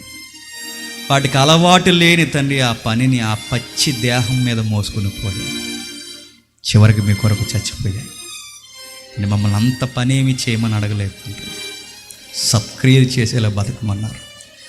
మా పిల్లలను చూస్తున్నారు, మా యజమాని చూస్తున్నారు, నా భార్యను చూస్తున్నారు, మా కుటుంబ పరిస్థితులు చూస్తున్నారు, మా ఆరోగ్య పరిస్థితులు చూస్తున్నారు, మా భవిష్యత్ అడుగులు చూస్తున్నారు. ఇన్ని చూస్తున్నారు తండ్రి. ఇన్ని చూస్తూ మా వైపు మీరు చూసేది ఒకే ఒక్కటి, దేవుని ఎరగని వారికి దేవుని ఎరిగిన వారు ఎలా ఉండాలో చూపించి మనం కోరుతున్నారు. ఇది కూడా మేము చేయకపోతే మా ఆత్మలకి మేమే ఉత్తరవాదులు తండ్రి. నీకు ప్రతినిధులుగా ఉన్న మేమే పతనమైతే తండ్రి, మా జీవితాలకి మేమే ఉత్తరవాదులు తండ్రి. మీరు ఏవైనా ఇస్తారు. మీ రాజ్యాన్ని ఎదిగితే మాకు కావలసిన బట్ట, నీడ, తిండి ఏదైనా ఇస్తారు తండ్రి. ఆ ఇచ్చిన వాటిలో తండ్రి మా కళ్ళు మూసుకుపోయి మిమ్మల్ని మరిచి తిరగడానికి మీరు లేదు. మీ రాజ్యాన్ని, నీతిని ఎతికి ఈ లోకానికి చూపించాలన్నదే మీ చిత్తము తండ్రి. అది చేయగలిగిన ప్రతి ఒక్క తండ్రి జీవితం ధన్య జీవితం తండ్రి. ఆ బాధ్యత మరిచిన ప్రతి ఒక్కరూ తండ్రి వారి జీవితంలో ఒకరోజు మీ ఎదుట సాక్ష్యం చెప్పుకోవాల్సిన వారే తండ్రి. ఘనమైన సభలు 2 రోజులు జరిగించారు. గతించిన రాత్రి ఘనంగా మాట్లాడారు. ఈ రోజు తండ్రి మాతో మాట్లాడారు. తండ్రి ఈ 2 రోజుల మాటల్లో ఏ సారము తండ్రి ఈ సంఘాలకు అర్థమైందో నాకు తెలియదు తండ్రి. ఒకవేళ విని విడిచిపెట్టేవారుగా ఉంటే వారి ఆత్మలకు వారే ఉత్తరవాదం. తండ్రి స్థానిక దైవజనులను దీవించండి. వారి ద్వారా ఇంకనూ ఘనమైన పరిచర్య జరిగించండి. వారు నమ్మి మీరు అప్పగించిన ఈ పరిచర్యను తండ్రి మరింత నమ్మకంగా వర్ధిల్లింపచేసే సామర్థ్యమును మీ కుమారుడికి అనుగ్రహించండి. ఆయనకి ఎవరు సహకారులుగా ఉన్నారో, ఎవరైతే తండ్రి ఈ సంఘాన్ని ప్రత్యక్షంగా పరోక్షంగా ప్రోత్సహిస్తున్నారో వారి హస్తాలను కూడా దీవించండి. మమ్మల్ని శత్రులుగా భావించి ఈ రోజుకి మమ్మల్ని హేళన చేస్తున్న వారిని క్షమించండి. సంగీతకారులను, సహోదరులను, వచ్చిన విశ్వాసులను మీ చేతులకు అప్పగిస్తున్నాం. వారి జీవితాల్లో కూడా మెండైన కార్యములు మీరు జరిగించండి. ఎక్కడ ఏ స్థితిలో ఉన్నా తండ్రి మీకు మహిమార్థమైన పాత్రలుగా నిలబెడతారని కోరుతూ మేమందరం తిరిగిపోవచ్చుండగా మీ చిత్తమైతే మార్గం మధ్యలో మాతో తోడుంటారని అర్థిస్తూ సమస్త మహిమా ఘనత అన్ని వేళలా మీకు ఆరోపిస్తూ అన్ని విధాలుగా లొంగిపోతూ క్రీస్తు నామని ప్రార్థన సమర్పిస్తున్నాం తండ్రి. Amen, amen, amen. సరే.